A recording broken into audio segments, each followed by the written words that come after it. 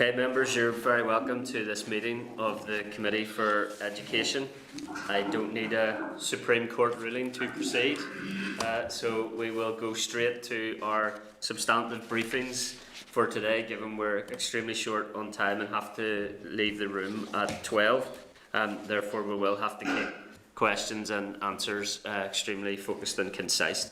Our first substantive briefing today is on special schools area planning, and it is from the Education Authority and Department of Education. Can I ask Assembly Broadcasting to remove all members from Spotlight and to add our witnesses? Can I refer members to a cover note from the Committee Clerk at page 14, the EA consultation paper on special schools area planning at page 26, a draft copy of the EA Lessons Learned report at page 154, correspondence from special school principals at page 177, a briefing paper from the Education Authority at page 2 of tabled papers, and welcome our witnesses to the Education Committee: Michelle Corky, Director of Education at the Education Authority; Michael McConkey, Head of Community Planning and Community and Schools at the Education Authority; Una Turbot, Interim Director of Children and Young People Services at the Education Authority; Janice Scallon, Director of Sustainable Schools Policy and Planning at the Department of Education; Lorraine Finlay, Delivering Schools for the Future at the Department of Education; Brenda Shearer, Head of Special Education at the Department of Education. And by way of welcome, say that the committee and predecessor committees have been briefed on special schools and area planning on a number of occasions previously. It is a priority issue for us, and we look forward to receiving your briefing on special schools area planning. Perhaps you can also make some reference to the 2018 Special Schools and Special Educational Needs Early Years Framework consultation, and you have up to 15 minutes for your opening statement. I'll hand over to Michelle. Good morning, Chris. You can hear me okay? Yes, thank you. Thank you. Good morning, Chair and members of the committee. Chris, you've done the introduction, so we'll just begin if you're content with that. On behalf of the Education Authority, I'm pleased to have this opportunity to share with you the Education Authority's proposed vision for the future educational provision for children with special educational needs across special schools and specialist provisions in mainstream schools in Northern Ireland. I acknowledge that some members attended the launch of the consultation 2 weeks ago and will have heard some of this input.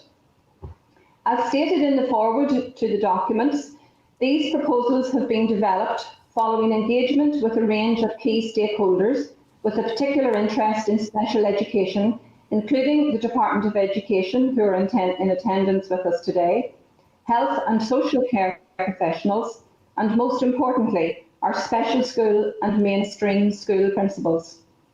The Education Authority is committed to providing services that will ensure our children and young people get a high-quality educational experience, promoting the best possible start in life. This is particularly important for children with special educational needs.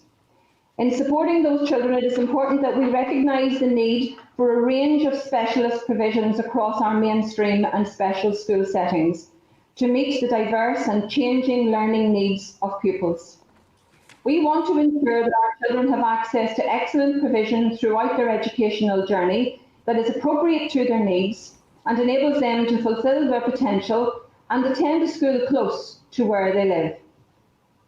My directorate, the Education Directorate, were asked to take on the task of bringing forward these frameworks in February 2020, and I am very pleased that officers have been able to bring both documents through to the consultation stage in just 7 months, in spite of the disruption caused by the current coronavirus pandemic. However, the Education Authority acknowledges that it has taken some time to get to this point, and while neither I nor the area planning team were involved in the previous process, I am aware that my colleagues in the Children and Young People Service laid the groundwork for these documents through their work over a number of years. Both documents have their origins in the November 2015 Ministerial Review of Special School Provision, and as the previous Minister stated at the time, the Education Authority was commissioned to prepare, publish and consult on a regional area plan for special schools, and that this report will provide the framework for the regional area plan. As you know, this regional area plan was duly published in April 2017 as Section 5 of Providing Pathways Strategic Area Plan for School Provision 2017 to 2020, along with the accompanying Annual Action Plan for Primary, Post-Primary and Special Schools. Officers from the Children and Young People Service began implementation of the special schools element of the plan in the spring of 2018, but encountered a very negative response from school principals, their governors and parents in the South Belfast area. Based on this feedback and conscious of engaging with all stakeholders, the Education Authority took a step back to ensure that its approach included appropriate engagement and communication with special school principals and parents with children attending special schools. At the same time, the Department of Education asked the Education Authority to produce a special schools framework that brought the 2015 review up to date and with an additional deadline of July 2019. Therefore, the Education Authority agreed not to take forward any further special schools area planning work until this document was completed. I am aware the number of draft versions were discussed with our colleagues in the Department of Education, but no agreement had been reached by the time the Education Directorate took on this role in early 2020 and completed both the special school area planning framework and the specialist provisions in mainstream framework. Turning to the documents themselves, firstly, the Special Schools Area Planning Framework advocates a consistent model across all areas of Northern Ireland that would see all special schools provide 3 to 19 provision in the same school so that all children with special educational needs in Northern Ireland would be able to access nursery, primary, post-primary and post-16 education in the same school and preferably in their local community. Alongside the growth in special school numbers, summarised in Figure 1 in your briefing document, there is an emerging trend relating to an increase in the complexity of pupil need and the profile of pupils requiring a special school placement. The presence of more than one type of assessed need can present a range of challenges, which have placed an increased pressure on the staff and accommodation within special schools. In seeking to provide a greater level of consistency across the region, the Education Authority wants to improve pupil outcomes, to allow appropriate pathways to training and employment, ensure there is sufficient capacity in the system to meet demand for places, to address the current geographical inconsistencies in Northern Ireland in relation to 3 to 19 years provision, and to reduce the distance travelled by some pupils to school, and to work with health and social care trusts to ensure there is an integrated and tiered model of support for our children and young people with special educational needs. I mentioned previously the ministerial-led review of special school provision from 2015, and the proposals within the framework arise from the recommendations contained within this review, including 3 to 19 year special schools and educating children close to where they live. These are the cornerstones of our work as the Education Authority seeks to reshape special school provision within a regionally consistent framework to meet the changing needs of our children and young people with special educational needs. By having provision which is flexible and consistent in the education and interventions offered, the Education Authority wants to provide pupils with equitable access to excellent provision, with a highly skilled and diverse workforce across all areas of Northern Ireland. In addition, the Special Schools Area Planning Framework will be used to inform a review of the current actions for special schools within the Area Planning Annual Action Plan, as well as informing future area planning priorities. Finally, we were very pleased that 7 special school principals, 5 of whom were from the Belfast Special Schools, agreed to work with us in the development of this framework and helped to shape the final document. Secondly, the framework for specialist provision in mainstream. As you are aware, the Education Authority funds specialist provision in mainstream schools to support children with a statement of educational need, which indicates that specialist teaching within a small group setting is most appropriate. The Education Authority is seeking to increase the number of mainstream schools which offer specialist education provision and put in place a framework to provide pupils and parents with a greater level of equity in the availability of specialist provision in mainstream schools across the region, helping to address the geographical inconsistencies that exist. This will provide greater access to inclusive educational opportunities for pupils with statement of special needs. Importantly, there is opportunity also for wider participation in the mainstream school along mainstream peers. The Education Authority is committed to promoting inclusion, and therefore it is imperative that this is reflected in this continuum of provision. Mainstream schools are evaluated against DE's Sustainable Schools policy. However, a key aspect of this document is establishing agreement around the additional criteria and indicators that will be used by the Education Authority and the Department of Education when selecting schools to host specialist provision in the future. As mentioned earlier and outlined in our written submission, the framework for specialist provision in mainstream schools also includes a pilot. The aim of the pilot, undertaken by the Education Authority on behalf of the Department of Education, is to develop, test and agree a new process that will facilitate the establishment, closure or change of specialist provision in sustainable mainstream schools in an efficient and expedient manner, without the requirement for a development proposal. Again, as outlined in our submission, this will link to the Education Authority's statutory duty arising from the 2016 SEND Act to publish an annual plan of arrangements for special educational needs. Our hope is that this process will replace the lengthy and cumbersome development proposal process that is currently used to establish closure or change specialist provision in sustainable mainstream schools in favour of a process that is reactive and flexible. Chair, members will be aware that the process of consultation has begun on both framework documents and will run until the 11th of December 2020. As set out in the document themselves, the Education Authority is fully committed to a transparent process of consultation with full engagement with schools, governors, parents and all other interested parties. To this end, the Education Authority has written to all schools to make them aware of the consultation process, as well as making contact with over 650 individuals and organisations who may have an interest in this area.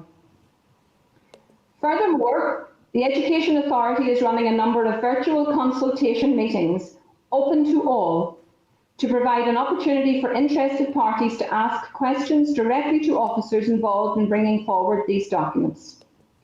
The first of these meetings is next Monday, the 9th of November at 7 p.m, and full details of this meeting and the others are available on the Education Authority's website.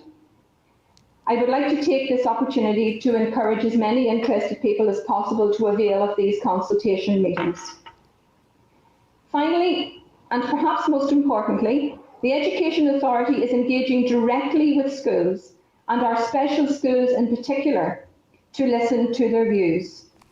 A seconded special school principal and former president of the NAHT Union is engaging currently in focus group work with principals across the region.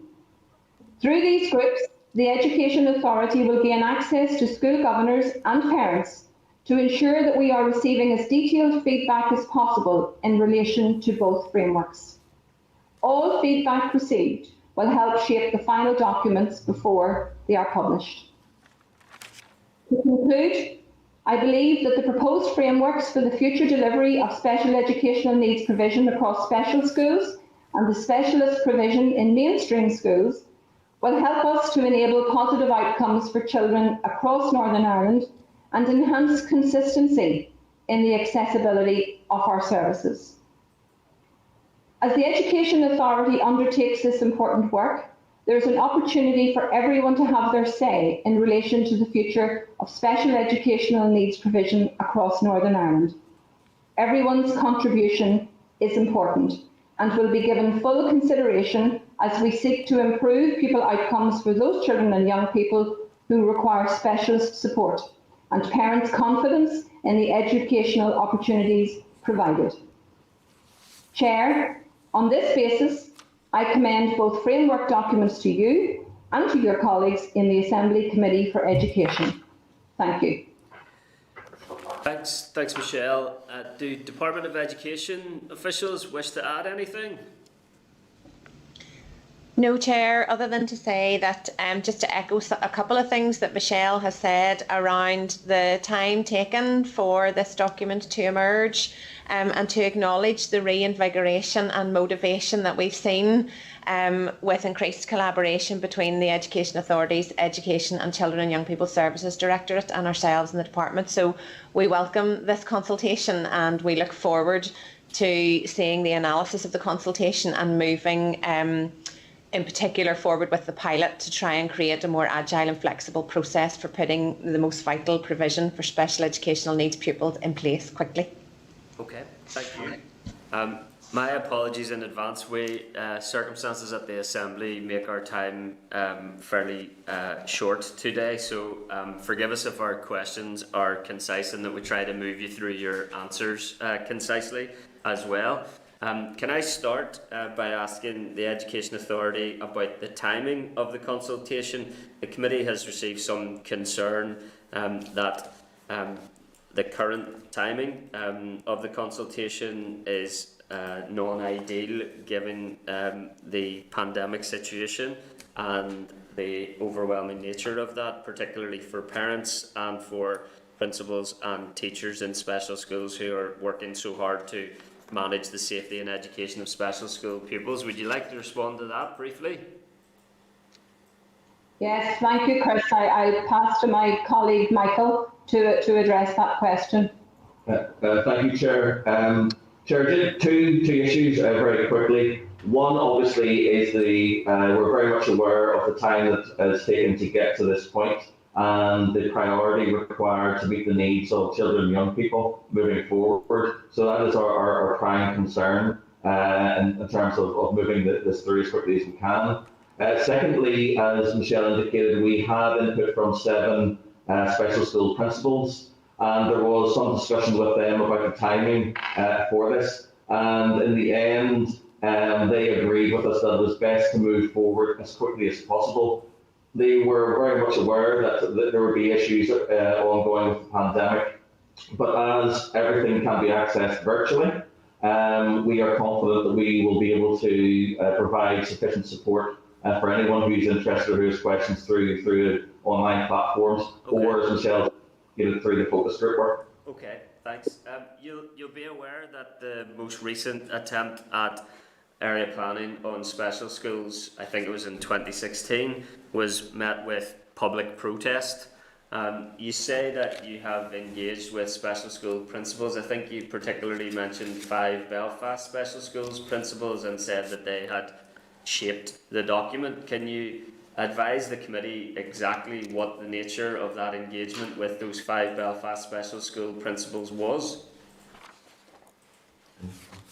Chair, again, I'll pick this up. As part of the ongoing process of development of the document, once the document was in a very early draft stage, we set up a focus group of principals across the region, which included 5 from the Belfast area, including those schools where there had been the greatest concern raised. I think it was in spring of 2018 when those original consultations took place.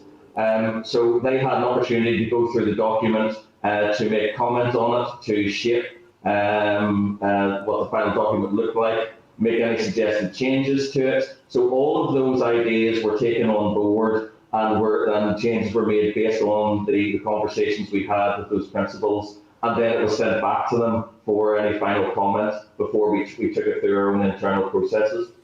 Okay. Well, there's a reality gap somewhere here, because I don't think the Belfast Special Schools principals feel that their engagement would be described as having shaped the document or at an early stage of drafting of the document, but we'll not dwell on that for now. You say that the vision for special schools is a consistent model, all schools 3 to 19. What is the evidence for that one size fits all type of approach? Well, Chair, that's the current model, and that's the model that was devised. And when it went out to consultation, I speak here not being involved, but other models would have been most welcome. But this, based on the consultation, is the model preferred moving forward. Not that if other suggestions come in, it can't be addressed. Okay, and perhaps this is more to the Department of Education. The document says it's a vision for special schools. It doesn't seem to have any capital budget for special school infrastructure. What is the plan for special school infrastructure, and what is the capital budget for special school infrastructure? Chair, we need to await the outcome of the consultation to see when the final framework documents are ready, and certainly from an area planning perspective, anything that's taken through the process by way of capital would be going through a separate process in terms of business case. So I am not in a position to give a budget on that right now, but we would await the outcome of what parents and principals and children themselves have to say in terms of these frameworks to make sure that they are fit for purpose before we would implement any capital input from an area planning point of view. Okay, is that not a half-baked approach to the issue then? Should if we're looking at a vision for special schools, should we not be sitting down with all key stakeholders and comprehensively considering the model, the complexity of need, the infrastructure available to meet that need, and the budget to go with it? Chair, I think my colleague Ricky Irwin is coming up in a couple of weeks to talk to you, and he may well cover that off in his briefing, but I think to sit down and preempt what a budget would be for something which we don't actually have the responses on the consultation back, we need to get it from the key stakeholders and the customers on the ground, which are parents and pupils themselves. So once we have that, I think at that point it would be a much better position to sit down with the relevant officials to work out if any budget would be required and where that would be required. We would be preempting the outcome of the consultation if we did that at this stage. Okay, and Janice, I appreciate this might be before your time. I'm not 100% aware, but in terms of an awareness of need, and particularly school infrastructure need, obviously the Belfast Education and Library Board conducted an extensive piece of work that reported in May 2012 with some key recommendations in relation to Belfast special schools. I'll reference a few of them while time allows me here. A shortfall in provision for SLD, PMLD, severe learning disability and profound learning difficulty within the Belfast Education and Library Board. Overcrowding at Glenveigh and Oakwood schools, increasingly complex pupil profiles, high numbers of pupils with PMLD, resulting overspilling having a negative impact on the entire special school estate, growing demand for places in neighbouring boards, growth predicted to continue, the need for at least one new special school in Belfast, and extension at Oakwood School. That was 2012. Why in 2020 are we not consulting on the school estate as part of this process? Sorry, Chair, there's a couple, I'll come in first and then I'll ask the EA because they're very operational questions. So 2012 was indeed well before my time in the department. The first thing that I would say is that, as far as I'm aware, that work is what prompted the 2015 review. So following the recommendations of the 2015, and we've all, ourselves in the department and the Education Authority, have acknowledged that it has taken some time to get to where we are today. But the work that was done back in 2012 and those operational outputs that have come out of that work informed the 2015 review. The 2015 review then made the recommendations that has informed these frameworks as a collaborative way of working. And I think it's important that we bring, we have new cohorts of children through, we have new cohorts of parents through, the landscape has changed. We have more children now with special educational need than we would have had back in 2012 in terms of a higher proportion. So I think it's important that we have a look at a fresh framework that takes account of the current landscape. But Education Authority might want to come in more detail on the back of that. Yeah, Michael, do you want to respond to that question as well? Yes, certainly, Chair. Sorry, and it's Michelle, in case you hadn't figured that out. But I suppose none of us in the room were in post in 2012 and weren't responsible for this area. But I suppose with the Education Authority now being regionally based, we need to have a consistent region-wide approach to this. And I suppose that's where we're moving to now, and that's where we are now. Michael, did you want to add to that? Not very much more, Chair. There is acknowledgement in the document itself on page 6, which refers back to the legacy arrangements, and awareness that planning at that time is very much just around particular areas. As Michelle's alluded to, we are looking at something that is much more consistent across the region. Okay, I mean, we're talking 8 years. And one clear recommendation for at least one new special school in Belfast. How does whether this is a regional approach impact on an identified need of at least one new school in Belfast from 2012?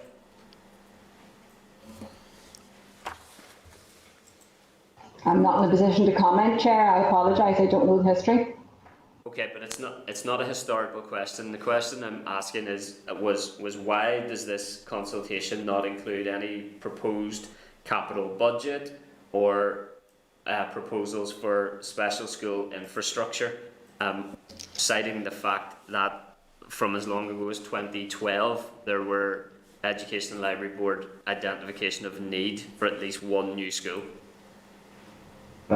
Chair, I'll pick that up. I suppose what we have here are these strategic overviews for this has to provide the framework to allow operational actions to take place. So once these are approved, as is referred to in the documents themselves and Michelle referred to, this will inform area planning positions moving forward. So first of all, we have legacy plans that are already in their existence, so we need to review those in light of the consultation responses that we get, and then based on those responses we need to formulate clear plans which obviously would look at some of these issues that you're talking about, the need for rationalisation potentially across schools or the need for new schools, whatever that arises as a result of the consultation itself.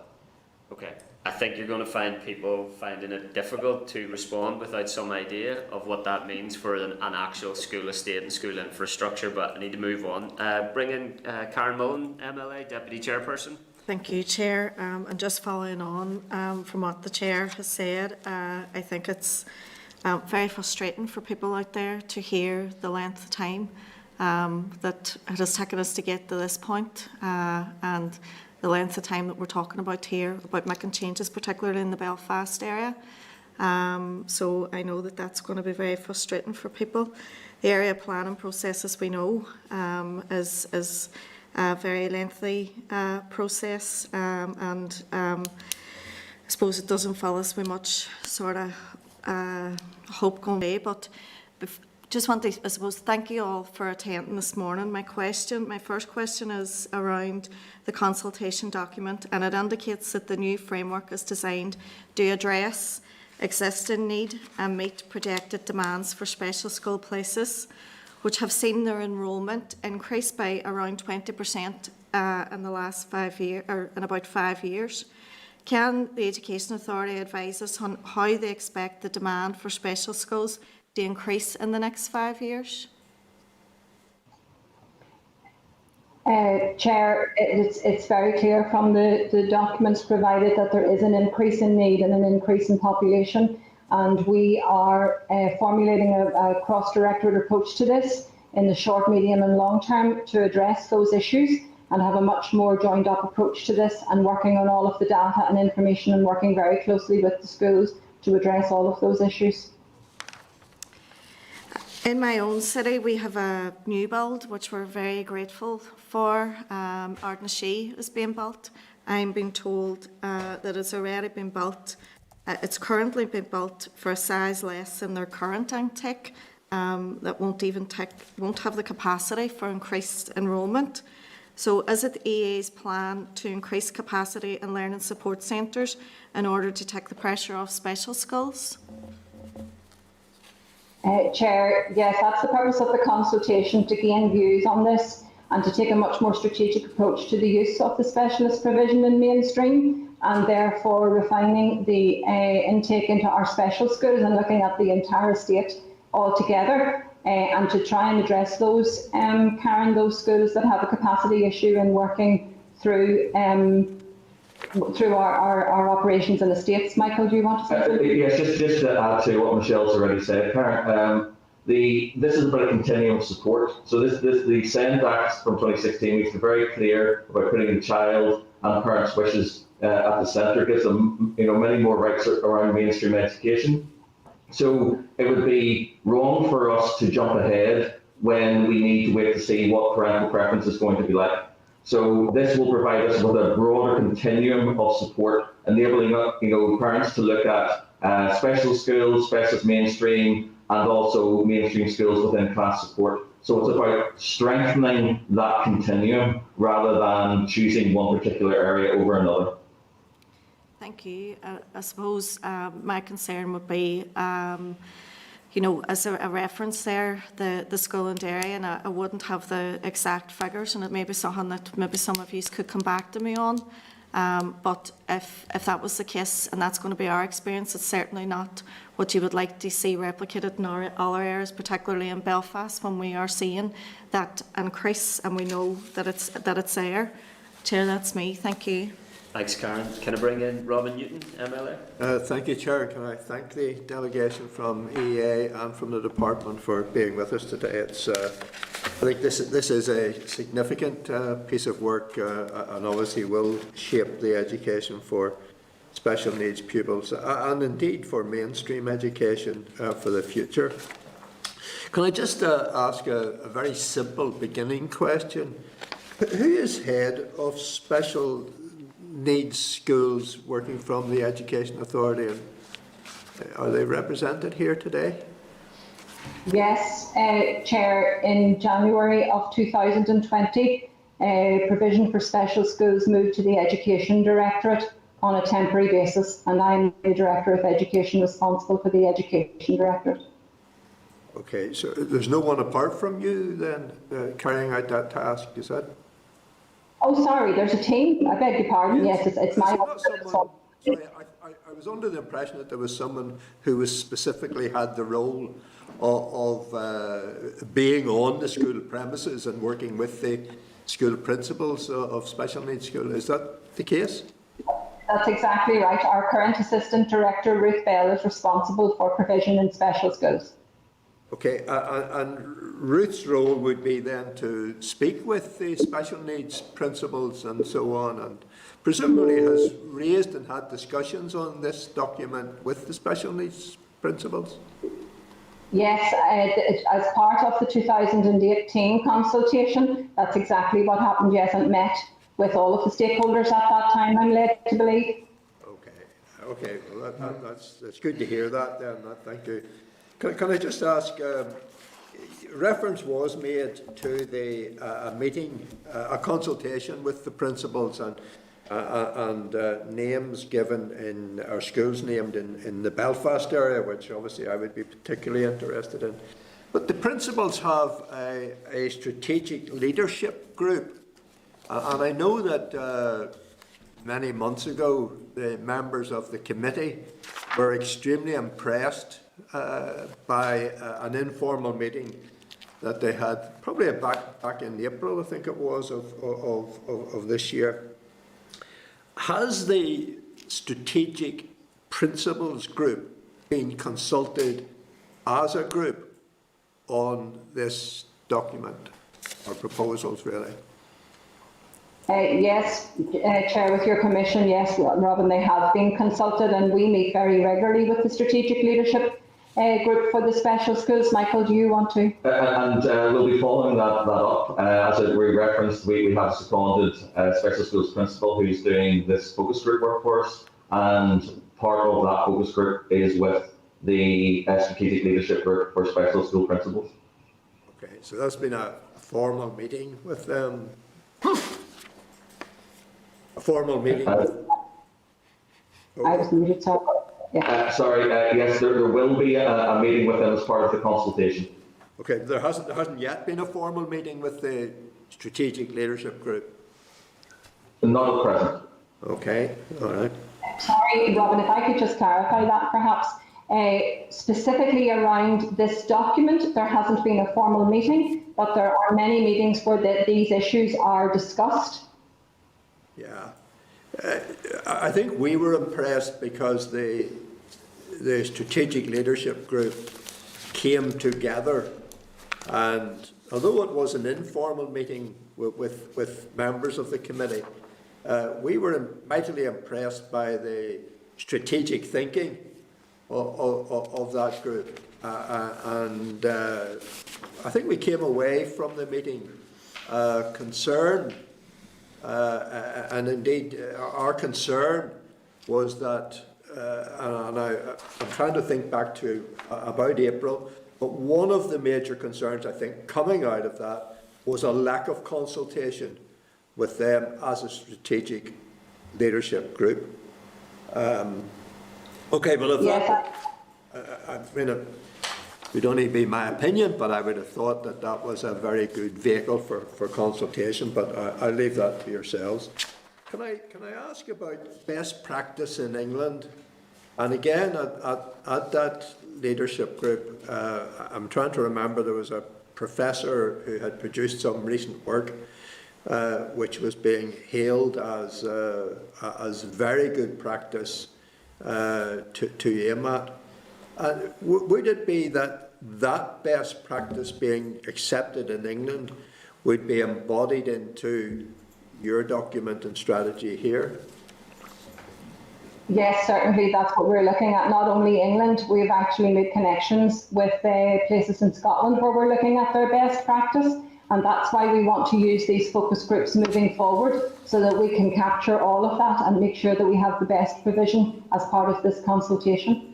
Okay, so best practice that is being implemented elsewhere will be implemented as part of this strategy. Okay. It will certainly be looked at in terms of its appropriateness for Northern Ireland, yes.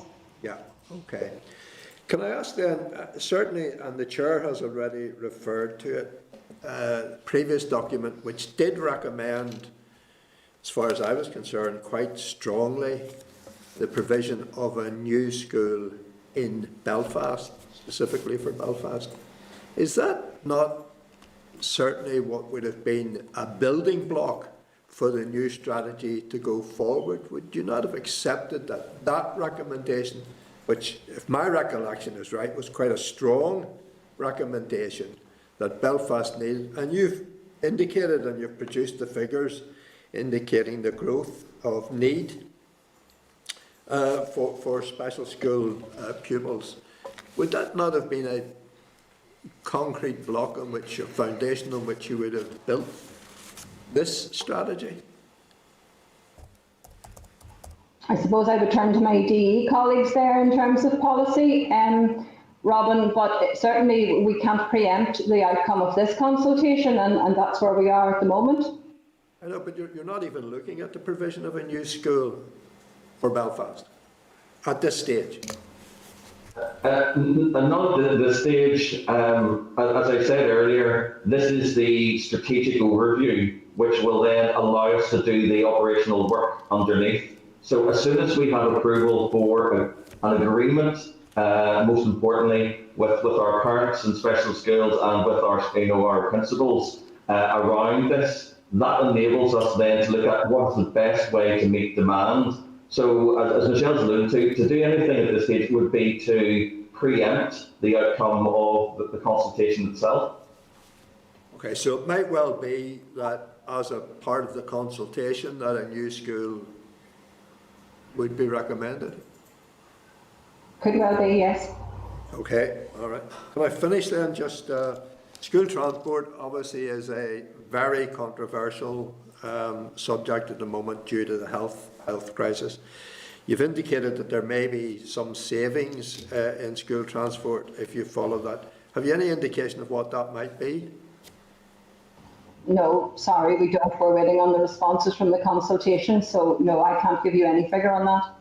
Okay, okay. Well, thank you, Chair. Thank you. Thanks, Robin. Daniel McCrossan.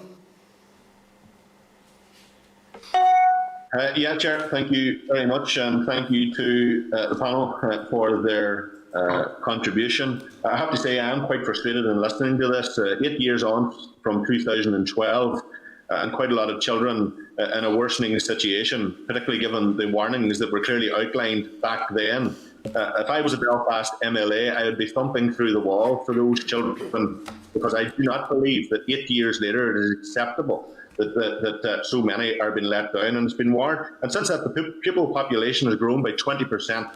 So there's a clear failure by the Education Authority that is so obvious. It really frustrates me that you can't comment on quite a lot of the questions been posed by previous members so far because of the consultation process that is going to tell us what we were told 8 years ago. But in terms of questions, Chair, I'm going to just ask this point. Many parents of children who have attended special schools reported during this pandemic, I just want this question answered, feeling deserted by the statutory agencies, many not getting replies to concerns raised, and I can echo that because I found it very difficult to get clarification or support for people. What new plans does the Education Authority have to be more supportive should there be future lockdowns or temporary closure of special schools in the future? And is there any alternative to blended learning, because it clearly doesn't work? Have you solved the insurance problem, and can you explain what the nature of the problem is to begin with? Because I always believed that the Education Authority was self-insured. Yes, certainly. We are working very closely with Health, with your permission, Chair, working very closely with Health to try and address all of these issues. And in fact, just yesterday, we were having conversations about how we can actually improve some respite provision for children in special schools moving forward, and try and put forward some bids to try and support that. In terms of the special school principals, when we speak to them very, very regularly, they are doing their absolute best to support families at this very challenging times, and have provided a lot of support and work, and even just pastoral care to the families that attend their school. In terms of the insurance, Daniel, I'm not quite sure what you're referencing. Classroom assistance, sorry, in relation to classroom assistance, going to children's homes. Oh yes, sorry, that's correct, and I'm not aware of any progression in that area. I know there are lots of discussions with our union colleagues at the moment, but I'm not aware of a way forward through that, but we continue to have those discussions. And in terms of blended learning, what we're looking for is funding to try and put in place packages to support the children in our special needs schools, and we're working with Ricky Irwin in the department in that area.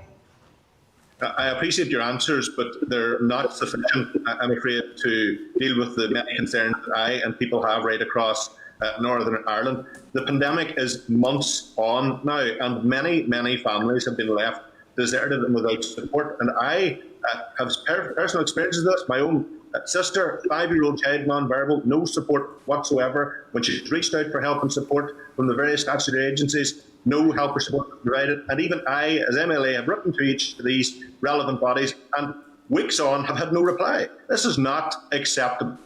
And we can say and talk around the houses about trying to resolve these issues, but at the core of this, there's young children being affected directly, particularly given that the warnings were there long before even the COVID pandemic in relation to the challenges that are faced. And I do not understand for the life of me what on earth is the issue with the insurance around classroom assistance. DA is self-insured. Surely this is something that could be dealt with very quickly and swiftly that would alleviate the pressure on those families that are suffering, and I can tell you they are suffering incredibly at this stage. Parents, particularly single mothers, are suffering from considerable mental health issues as a result of the pressure put on them during this pandemic because no support has been provided whatsoever. Just in relation to another point, it would appear from the list of special schools on the school enhancement programme that a lot will have to be achieved by 2024. You know, that would be optimistic in the most normal of times. Is it realistic even if no COVID-19 had happened? I don't believe so, given the timescales of previous events. I also note that there are only 2 major capital works programmes planned, and I note that another member of the colleague has mentioned that. How do you propose to meet the growing SEN demand and ensure equality within geographical areas with this programme? And also, how the Education Authority intend to provide for preschool and post-16 provision accommodation needs? Special schools have their enrolments increased by 20%, as I've already said, since 2015, and that has been echoed to the Education Authority for years, in fact. What do you estimate will be the growth in the next 5 years? So a series of questions. What's going to happen with post-16 provision, given the increase in demand? Where do you estimate the growth to be in the next 5 years? And do you believe that the school enhancement programme, which is very aspirational, is realistic in terms of the timescale? To take your questions with your permission, Chair, in terms of the post-16 growth and looking at the nursery provision, we're working through all of that data and want to take a very regional strategic approach to that. And we're dependent on the consultation coming through, Daniel, to see what the outworkings of that are. In terms of the SEP programmes, special educational needs is a big priority for us, and you know it's part of our transformation programme, and our resources are going to be directed in this area to try and make short and medium term and long term changes as realistic as possible. Okay, and just in relation to the key point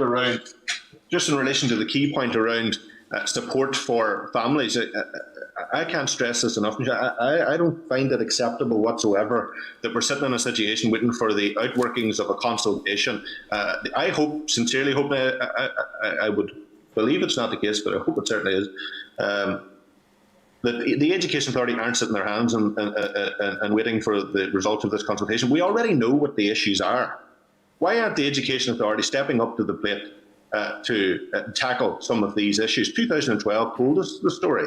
8 years later, this is only going to repeat. In fact, it's going to provide a brighter picture of a worsening situation and the failure of the Education Authority to act in relation to these matters. I can assure you, Daniel, we definitely aren't sitting on our hands, and we're making sure that everything is in place that when this consultation closes, we're ready to move. Okay, and just a final point, Chair, if you'll indulge me. In order to respond to the increased demand for special school places, is the Education Authority considering greater employment and expenditure delegation to our special school principals in order to allow them to innovate and respond more creatively? Similarly, the Education Authority sees a significant increase in specialist provision in mainstream schools as highly desirable and intends to run a pilot, which appears to have at its core the intention of removing the need for a development proposal before establishing the specialist provision. I note you have set out the criteria for determining whether the pilot has been successful or not. Will the Education Authority share that with this committee, and will these criteria be simply based on speed of provision? Certainly, Daniel, I'll ask my colleague to respond to that. Yes, in relation to the pilot, absolutely, we'll be more than happy to share. We have already agreed that we will be writing a report based on the pilot, and we'll be sending that through to the Department of Education. Okay. I have to say, Chair, I'll leave it at this point. I appreciate that we're in a pandemic, and I appreciate that there's work to be done, but I have parents literally crying out for support, and I'm going to continue to echo on that. I've had mothers on the phone in tears. I had another mother with 3 children with special educational needs at breaking point. I don't believe enough is being done. And we shouldn't be waiting for the results of consultations or anything else. We need to be moving now. We know what this is going to tell us. We know what the consultation is going to say. So why are the Education Authority not moving sooner? I'm making this plea, honestly, in the phone call that I've had over this pandemic, particularly in the last few weeks, to please do whatever possible to support those families, particularly those single parents with SEN children that have no support whatsoever, that can't go to grandparents because of the issues of vulnerability and other things, that are left with children with severe complex need that need your help now. And that is the key point that the Education Authority need to step up to. And I'm not saying that lightly, and I'm not being overly critical. I'm to do that. Okay. Thank you, Daniel. Robbie Butler, MLA. Thanks, Robbie. Yep, can you hear me? Yes, go ahead. Cool, guys. Okay, sorry about this. I'm just working from one screen and it's a bit hard. Listen, most of the members have already asked all the questions.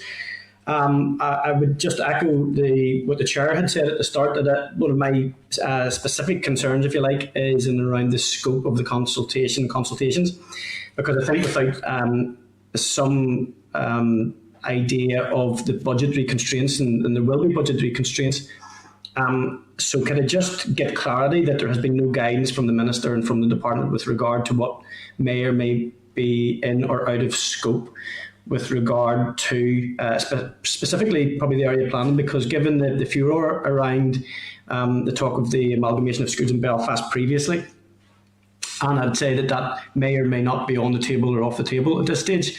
Obviously, the consequential financial costs are bound to have been part of some tabletop exercise. Could I get any clarification around that, guys? Thanks, Robbie. Chair, with your permission, just again, I don't want to preempt the outcome of a consultation. I appreciate that things have been stipulated in the past and recommendations have been made, and to go back to recommendations which are 8 years old, and I won't rehearse what we've already said in terms of the time frame, but we are now in a position where we have collaborative working within the Education Authority that have brought forward this framework, and we need to make sure that parents and children, this is for children rather than institutions, so we need to make sure that the framework we have for both special schools and specialist provision in mainstream schools is what children and parents and principals need. So I couldn't possibly attach a budget to any of that until we know what those key beneficiaries of any outworkings of this would have to say. We need people to come with us on this. We need people to buy into this. To go ahead and attach a budget would preempt the outcome of any of this consultation,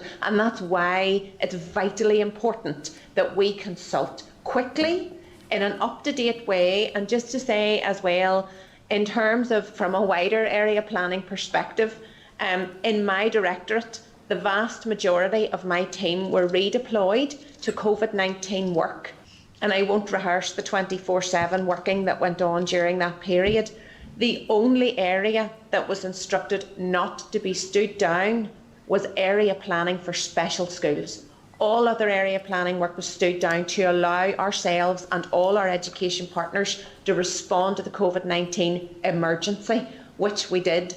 But the area planning for special schools and specialist provision schools was not stood down, and that was the one area that we prioritised in terms of area planning. So to attach a simple number with a pound sign in front of it just would undermine the whole consultation process, and it's so important that we get the input from the staff, the principals, the classroom assistants, but most importantly the children and the parents, to make sure before we put a spade in the ground anywhere that the framework under which we're working is what's needed.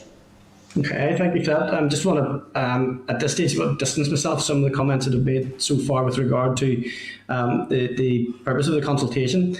I know that a lot of work had been done previously, but with 3 years without political leadership, has probably made the need for an up-to-date consultation even more important. But I have a real issue with consultations, even in my previous background, where senior management in some of the services that I worked in used conversations, casual conversations, as a way of saying that it consulted, and we met with the principals of the Belfast schools. But I'm from Lagan Valley, and there are a number of schools in the Lisburn Lagan Valley area.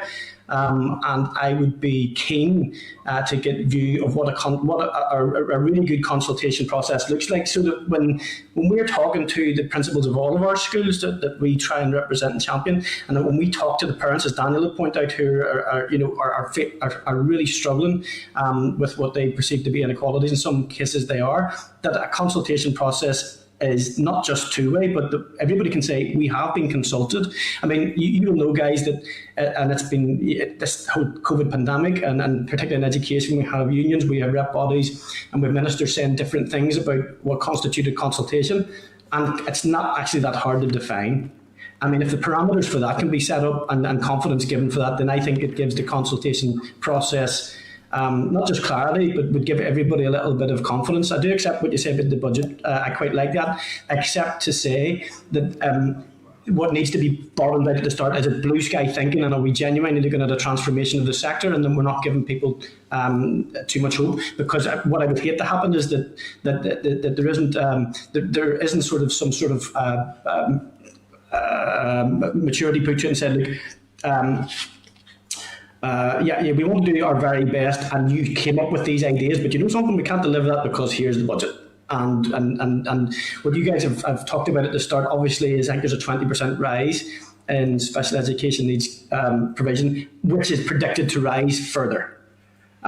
So obviously, the bean counters will be looking at efficiencies, but as politicians and as parents and as teachers, we're less concerned with those issues. So I think that's more of a statement than a question, guys. You're probably pretty glad of that. I just want to put on record too that actually throughout this pandemic, the team there, and they'll get sick of me saying this, perhaps you won't, but I have found actually with EA, with regard to more recently, access for help, access for answers, actually quite good. And I know that they're working through some difficult historic stuff, and I look forward to the completion of that, guys. I have just one more question, Chair. I just need to switch screens here. You have 30 seconds. Go ahead. 30 seconds. Okay. Okay, so I sort of hinted at it. So in order to respond to the increased demand for specialist school places, is the Education Authority considering greater employment and expenditure for special schools, or does that sit outside of scope at this point? Robbie, with the Chair's permission, yes, as part of the consultation, that's what we're consulting in, but we're already looking at the provision for next year, and we know that further investment will be required, so we're looking into that at the moment. Okay, thank you. Thank you, Chair. Thanks, Robbie. I think we have William Humphrey, MLA. Thanks, Chairman. Good morning, everyone, and thanks for your time and participation this morning. We're dealing here with hugely significant and important issues to the education of our young people, some of the most vulnerable young people in Northern Ireland, so it's hugely important that we get this right. And I can understand and share the frustration that colleagues and indeed principals of schools share around this issue. Yesterday, colleagues and I met with some of the principals from the special schools in Belfast, and I think it's absolutely important that I share some of the views that they had with you and their concerns around this, because quite honestly, we were shocked at the views we heard, and some of them are stark, and they're not comfortable listening for the Education Authority, I have to tell you. I mean, some of the views expressed were, we're not sure what this area planning is about. They're querying and concerned about the timing of this particular piece of work. There's a concern that this is a paper exercise. These are direct quotes that I wrote down. Area planning going ahead, although it hasn't been agreed. And they also said that their being under the Education Directorate instead of the CYPS has made no difference whatsoever.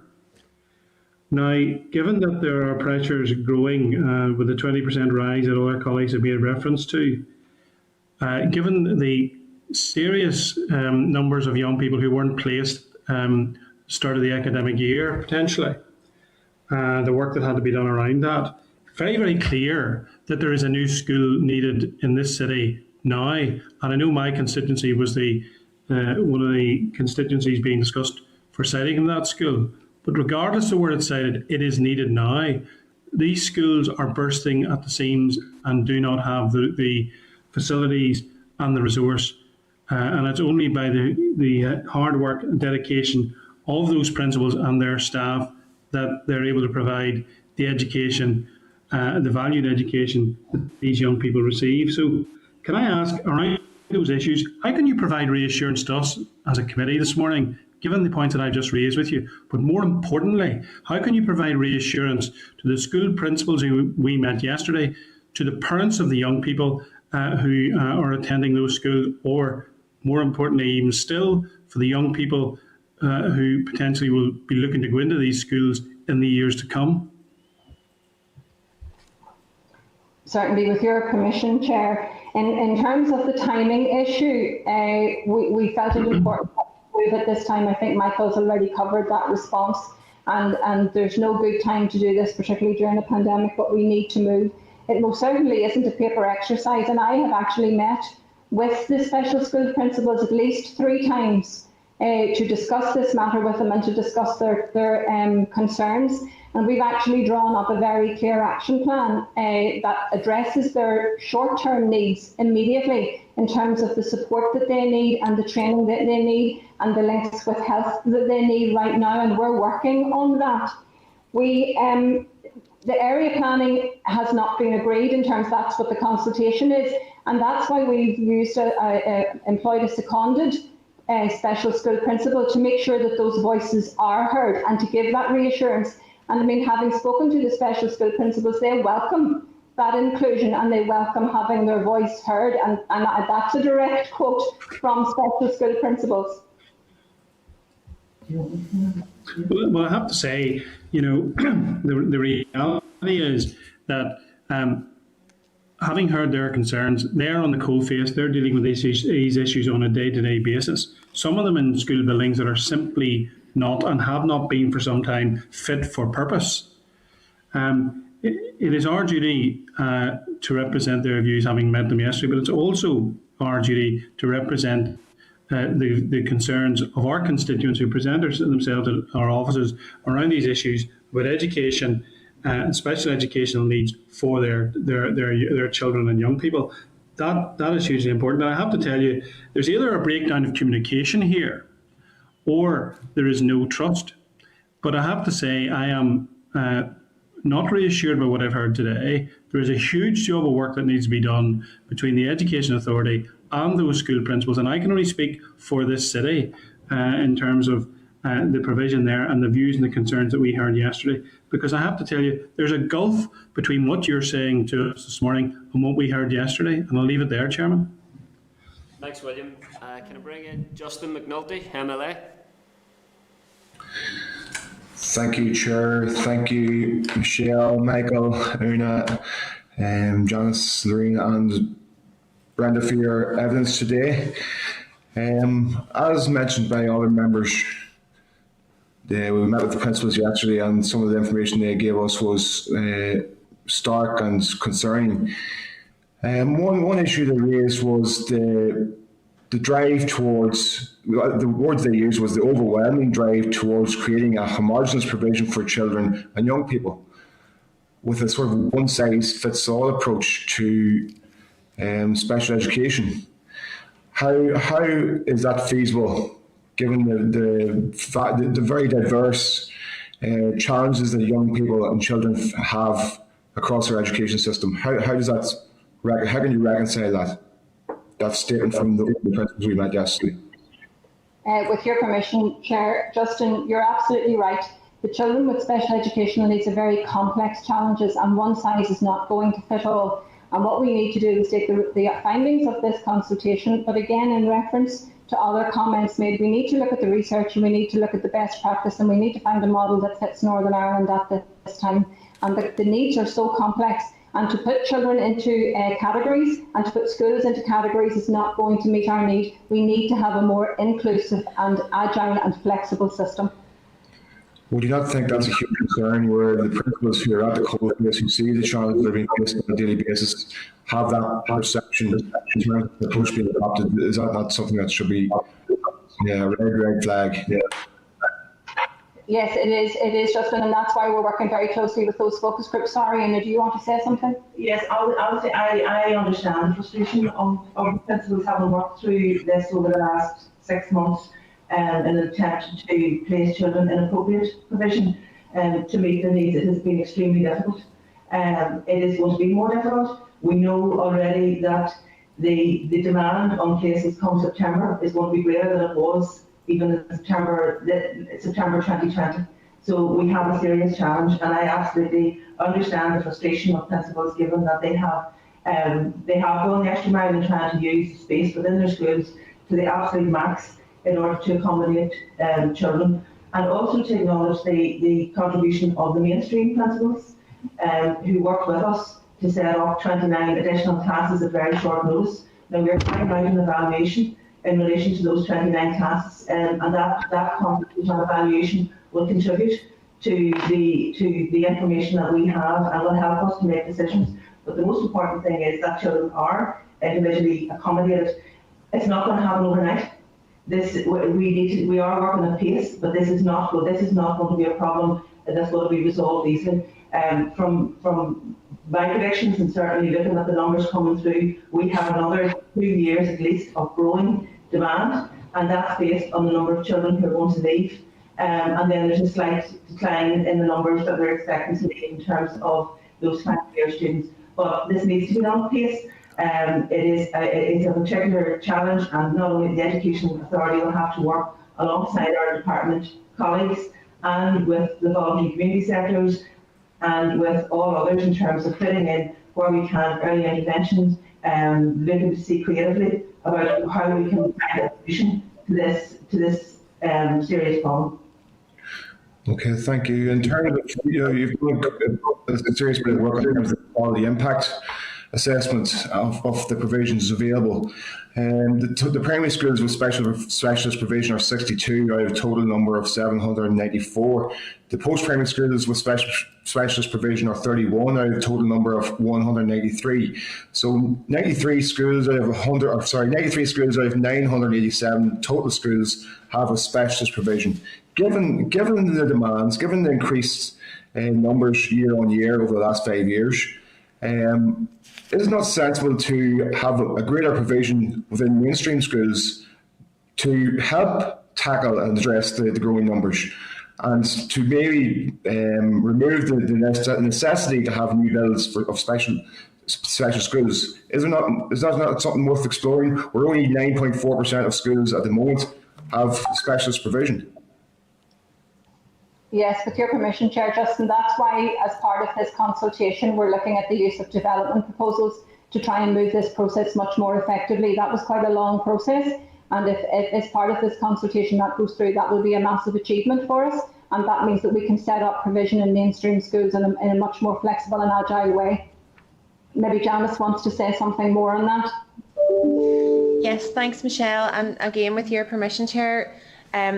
The whole purpose of these separate consultations, one is very specific to special schools and one is very specific to specialist provision in mainstream schools. And Michael has already talked about the pilot. So yes, the purpose for having such a pilot, looking at specialist provision in mainstream schools, is in itself an acknowledgement that more specialist provision of the right type and in the right location at the right time is worked on and is delivered. We then enter into, or under ordinary circumstances, we would require a development proposal, which we all know takes quite some time.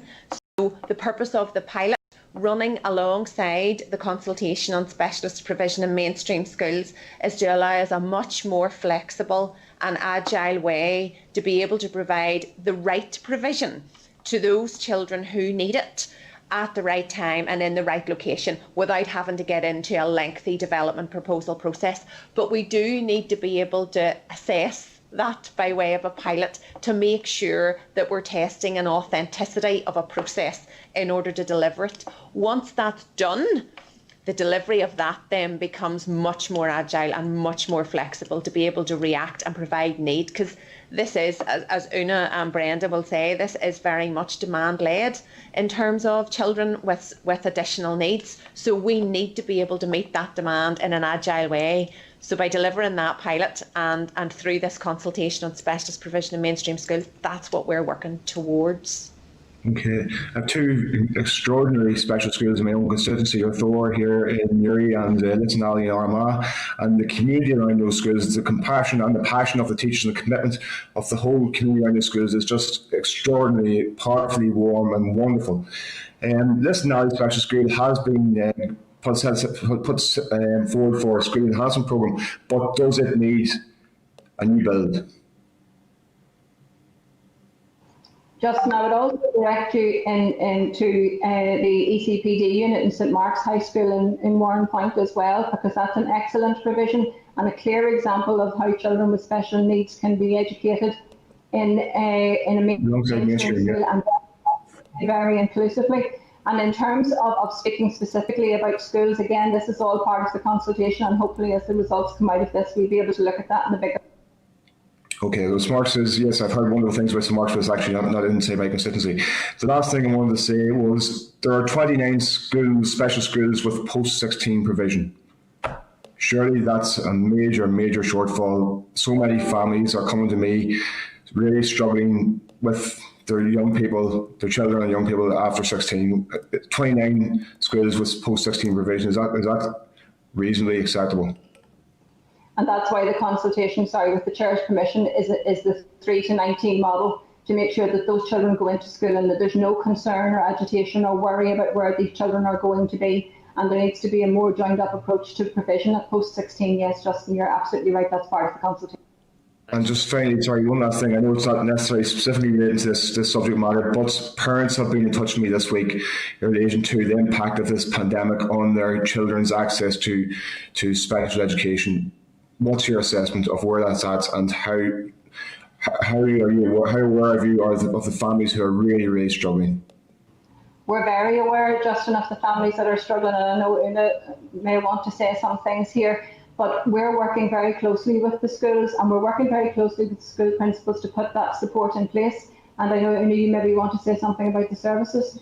Yeah, I suppose, Chair, it is very difficult for families who in this situation, and as soon as the decision is made to close schools as part of COVID, that removes what is the respite actually for families that is normally in place for them, and creates a huge pressure on the families. Now, I do know that whilst there are families out there who are really struggling, the core respite services are provided by the Health and Social Care Trusts.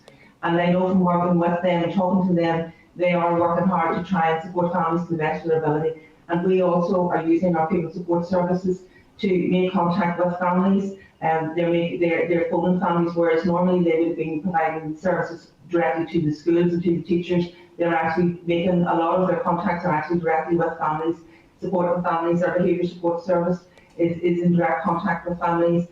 So we are doing, I suppose, to the best of our ability, what we can, but we are limited.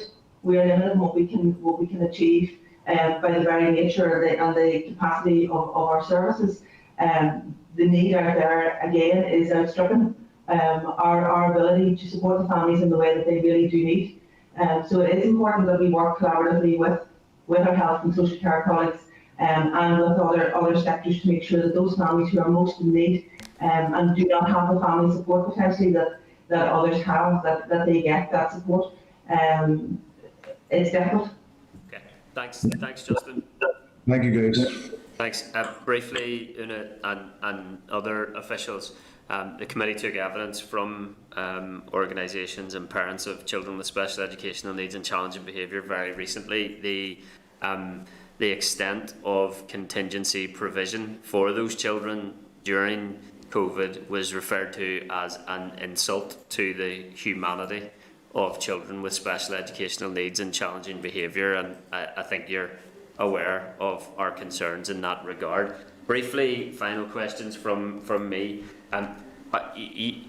Justin raised the issue of post-16 provision, and the response was that's why the proposals are 3 to 19. The issue of budgets has been well rehearsed here, but how do you expect parents or practitioners to say yes, make all special schools 3 to 19 when there is no proposal for what those schools would look like or how they would be resourced? That's part of the current model, Chris, and that's what has to be looked at in the round. And I can't speak to budget and resource, and I know Janice has addressed that. All we can do is consult on it and look at the best way forward. Okay. Can you take a quick moment to make the case for why all special schools should be 3 to 19? Sorry, just to be clear, it's not all schools that should be 319, that's the model. But as we talked about the complexities, there may need to be some variations in that. So it's just that is the model that we're working towards, and we're open to all suggestions around that. But there will have to be some differences and some exceptions to that. Okay, right. That's somewhat confusing. However, I also very briefly want to ask Una. Una, you had the extremely difficult job of finding places for, I think, at one stage, hundreds of special school pupils that were unplaced after the end of the academic year last year. How will these proposals help address that unacceptable situation? 285 children who didn't have places at the end of June. We are working very closely together now across all of our directorates to identify those children who need places in September coming through. And we know the demand is going to be increased and the challenge is going to be increased. There will have to be interim solutions found for September 2021 in the same way as we found for this year. I suppose this strategy is about the medium to longer term. We do need, I think it's been alluded to, there's no doubt that we need a range of different provisions to meet the range of complex needs that children are experiencing, and that includes increasing the capacity within mainstream schools, learning support units, those autism-specific units, and increasing capacity through physical capacity within special schools where that is possible. And unfortunately for a lot of special schools, even to add additional capacity onto their sites is actually problematic. Okay. Obviously, Education Authority was also consulting in relation to SEN early years provision as well, and which caused particular controversy by proposing to reduce the nursery hours provision to 15 hours per week. Can you provide us with any update in relation to the SEN early years framework, and particular any work to restore nursery hours to full time?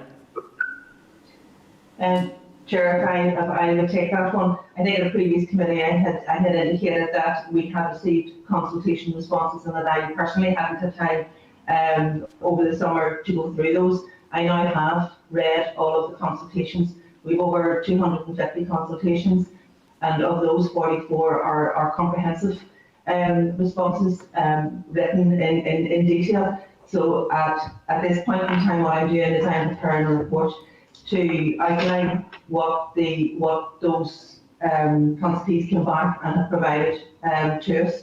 There are a range of issues that have been raised, and we will have to take them seriously. But that information and that report will be available certainly by the time that the closure of the consultation in relation to the area plan. Okay. Would it not need to be available before the closure of that consultation, given that pertains to 3 to 19 provision? Yes, it will be. But it certainly will be, but I think what we have to do is analyse that information and that consultation alongside the analysis that comes back from the consultation within area planning. But certainly I would expect to have it in the next, within the next few weeks. Okay, Daniel McCrossan has a raised hand here. Daniel, I'm going to indulge you with the shortest question you've ever asked, and if it's not the shortest question you've ever asked, you might not get in again for a while. I'm taking a chance, go for it. You're on mute. You're on mute. That's not often I'm on mute, Chair. First, I want to acknowledge that the problems that we're facing are not of the making of the people that we're dealing with today, but it is within your gift to resolve them, and that's what we're urging more than anything. Just to make a point, if you are given the agility to put special units in mainstream schools without developing proposals, how do you intend getting teachers, the qualified teachers and professionals, to fill those particular roles in a short space of time? Because that'd be a big concern that I would have. Okay. Implementation, with the Chair's permission, the implementation plan would have a heavy focus on professional development, and we have a lot of expertise across our system, Daniel, and in particularly in our special schools. So there would be a clear opportunity here for the sharing of best practice and that professional development building. Okay. Well done. Okay. Thank you. Officials, thank you very much indeed for your evidence today. There's obviously a lot of issues to work through there, and we look forward to remaining in contact with you on all of them. Thank you. Thank you, Chair. Thank you, Chair. Okay, can I ask Assembly Broadcasting to remove all witnesses and add all members back into the spotlight, and ask the clerk to summarise any actions or requests resulting from the briefing? So, Chair, as Broadcasting are just re-adding members and removing witnesses, now this is where members keep me right. I suspect that what the committee wants to do is write to the Education Authority indicating its remaining concerns about the timing of the consultation and the absence of effective engagements. Is it also the case, Chairperson, that members want to indicate their dissatisfaction with the quality of the answers today? Members? Yeah. Could I maybe just frame that slightly differently, Chair? The Education Authority document on page 42, our page 42, and their page 16, indicates that the Education Authority wants to be transparent and needs to bring increased clarity and transparency in terms of how parents and professionals access the full range of special education support provision available. In terms of how this exercise is being conducted, Chair, just doesn't seem to me, and William, I think, very effectively made the point about the lack of transparency that there appears to be. And maybe that is a communication issue, but it certainly is a frustrating area. Any other members want to come in on that briefly? Chair, can I just say, is it okay? Can you hear me okay? Yes, William. I just think, for those of us who were at the meeting yesterday, look, what we've just heard this morning, there's a gulf in what we've heard this morning and what we heard yesterday, to be honest. And that concerns me greatly, because the principals are on the coal face day in, day out, working with these young people, in some cases buildings that are not fit for purpose. They were clearly looking for clarity and certainty. They weren't convinced of the need for they're not, well, that's not right. They were not convinced of the timing of the exercise at the moment and what the purpose of it was. So clearly there's an issue about communication. There's also an issue and an urgency around timing. These things need to be happening very quickly because of those pressures, which are not going to be reduced. They're going to increase and have been increasing. And I just think, I was struck by the gulf in what we heard today as compared to what we heard yesterday. I just think there's a massive problem, not least in terms of communication there. Thank you. Okay, thanks. Members, in response to Clark, perhaps the correspondents can ask EA how they have specifically consulted with special school principals and what their plan is for further enhanced consultation with special school principals, indeed co-production and co-design with special schools principals in relation to not only the model for special schools, but the area plan for special schools estates. Would members want to amend that or add anything to that? Chair, Yes, I Karen? suppose it's looking at the evidence and rather than getting the answers that we got today. Yeah. That yes, meetings happened, yes. So it's the evidence, just in relation to all of that, because as William rightly pointed out, you know, both meetings that we've had, communication has come up. I just find it astonishing that the expertise is there and they're not involved in the way that they should be. Yeah. And also members can tend to add on what specific reference to the specific evidence for the proposed 3 to 19 model. Yeah. Even though when I asked about it, I was told not all schools might have to adopt it, which was quite confusing as well. But okay, we need to keep moving. Members, any other brief points to add? Clark, do you want to come in at that point?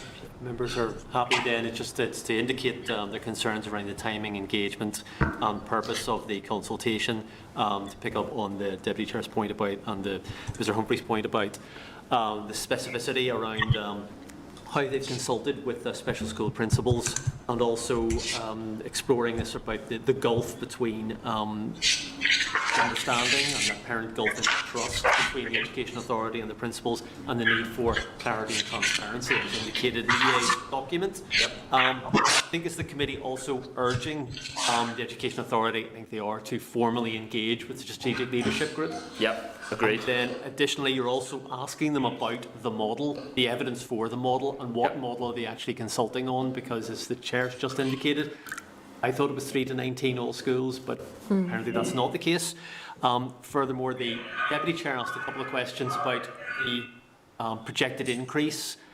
Officials initially said they couldn't tell us, and then they said they were looking into this and they knew. So maybe we asked that question again about the projected increase in demand for special schools. They also ask about the timescale for the implementation of any revised model. Yeah, there's a lot of instruction on the line. Anyone mute their devices, because I'm hearing typing, paper has been ruffled and I can't hear a word. Okay. Robbie, is that why you're shaking your head as well? Okay. Well, I might be partly responsible because my mic's open, but I did raise my hand a few minutes ago. But I'll close it here just till I come in. Chair, I'll bring you in once the clerk's finished. Just the updated summary of the request. So I couldn't hear it. I can't make out what the clerk's saying. You say it's breaking up. Oh, sorry. Okay. If I sit a little closer to the microphone, hopefully it's a bit better, Robbie, so that in addition to all of those things, which were about indicating concern, urging the Education Authority to engage formally with the Strategic Leadership Group, asking about the projected increase, asking for clarity about this 3 to 19 model, or whatever it is, also asking about the timescale and the savings that are expected around implementation of whatever the revised model is, seeking sight of the criteria for the evaluation of the pilots, and also seeking sight of the 2018 consultation report, which Ms Turbett referred to at the end. And then in addition to that, I'll go back to raise, I think the committee, because Mr Newton hit on this as well, the committee had previously asked for a paper about the Carpenter and Rochford reviews, and every time we meet the special school principals, they keep talking about it. So I'll go back on that. I think a lot of these things stopped because of COVID, but clearly members are interested in that, and that might inform their understanding. So I think writing to EA and all those things, seek an update paper from Raise on those other reviews and the other jurisdictions. And I think that was all I had, Chairperson. Okay, members agreed? Agreed. Robbie. Okay, thank you. Robbie, sorry, did you want to come back in there briefly? Muted. You're muted. Robbie, take that mute off there. Thanks. Yep. Okay. Thanks, Chair. Yeah. The point that it raised in and around consultation, I think it'd be remiss of us if we didn't ask for the definition of what constitutes consultation, not just with the school leaders, but with the families and the voice of the pupils, because it does become a tick box exercise, as we know, across all sort of facets of society, especially in terms of public service. So I would genuinely like to know what their definition of consultation is constituted by. Okay. Okay, agreed. Yeah. Chair, can I just make a point? William, yes. Yeah. I think the other thing is, I know a number of members pushed Janice. I can understand Janice's reluctance to commit to money on the basis that she needs the information from the EA. But one thing that would be particularly cruel and just wrong is in this consultation, if the consultation is done on their recommendations and there isn't the money there to put this new school in place or make enhancements to schools that are existing, that would be devastating for these schools. So I think we need to pursue that line as well around the money issue. Yeah, and we've got the October monitoring round briefing to move on to now. Members, can I propose a very, very short comfort break and then we'll return to the October monitoring briefing? Members agreed? Yep. Agreed. Thank you. Thanks. Just Okay, members, we're back in formal session then, and agenda item 6 is the October. Chair, before we go to that, do you want to go to Daniel? Sorry, Daniel, did you want to come in there before we go to our next briefing? Ask broadcasting to add him to the. Go ahead. It's just in relation to a question I posed to the Education Authority. I think the committee should request details of the big professional development programme to upskill teachers to support children with SEN in the new units, simply because we've never heard of this before, any detail around it, and I'm a wee bit concerned that it may not actually exist. Okay, members content for the clerk to add that to the correspondence we're submitting to the Education Authority? Yeah? Yep. Okay, agreed, thanks. Okay, members, then, agenda item 6 is the Department of Education oral briefing on the October monitoring round and budget gathering exercise. Can I ask Assembly Broadcasting to remove all members from the spotlight and add witnesses? Can I refer members to a cover note from the committee clerk at page 183, the original Department of Education October monitoring submission plus revised tables at page 191, DE's 2021 to 24 budget information at page 199, DE correspondence to the Committee for Health in respect of COVID support at page 230, and restricted correspondence relating to indemnification issues at page 234. Can I welcome Gary Fair, the Finance Director at the Department of Education, Neil Palmer, Head of Budgeting Team, Department of Education, and Philip Irwin, Investment and Infrastructure Director, Department of Education. By way of welcome, can I say that the COVID-19 pandemic has obviously had extremely challenging impacts on society, the economy, governance, and particularly education. Northern Ireland has been no exception to that, and considerable amounts of additional finance have been needed by the department in order to support different ways of working and learning during lockdown and restart. It is consequently quite difficult to work out where we are in terms of spending, and it is therefore opportune to have official before us today to tell us about October monitoring and the more speculative budget work which was undertaken for period 2021 to 24-25, in particular in respect of planned capital spending. Can I advise the witnesses that the committee will be able to give you 10 to 15 minutes to make an opening statement, which will be followed by questions from members. Over to you, Gary. Can I just check you can hear us okay? We can, yes. Thanks. Yeah, great. Thank you very much for inviting us along. I suppose what I was going to propose doing at the outset was talking through under the various headings the bids and allocations that have happened this year. I acknowledge it's been an unusual year in respect of bids and allocations that have been met, and therefore probably even the briefing that we tried to be helpful in providing you with may have caused some confusion. So I'm just going to talk through under 3 headings for both June monitoring and October monitoring: the COVID-related bills, COVID response-related pressures, the restart pressures, and the normal October monitoring round pressures and bids and what we got. So if you're content, I'll just run through those by way of introduction. Thanks. And then I'm happy to take some questions. And there weren't any capital bids, so I'll not pass over to Philip in terms of the in-year position. And then once I've taken questions on that, I can then just, we can have a brief conversation then about the future year's exercise and take any questions. And I'll pass over to Philip at that point on the future year capital pressures and bids. Thank you. Is that okay? Yes, thanks. Okay. So I can't remember the last time I was up with you. I think it might have been after June monitoring, but there has just been so much activity and we haven't really stuck to the normal monitoring rounds for bids and highlighting pressures. So the position really at June monitoring was we had our normal bids identified. We actually bid for, in the normal monitoring round, we bid for 57.6 million in total. That covered areas such as teaching and non-teaching pay awards where the Minister hadn't been able to allocate the full amount, so the residual pressure there was 32 million. The voluntary exit scheme for this year, now there's no funding coming in the north, there's no major voluntary exit scheme this year. Really what is included there is about 2.5 million, which will cover really only essential voluntary exits this year. Education Authority pressures now, in June monitoring, the main pressure that we were identifying there was a rates pressure, because there was an 11% increase in the rates across the education estate, so it was 5.3 million we were bidding for.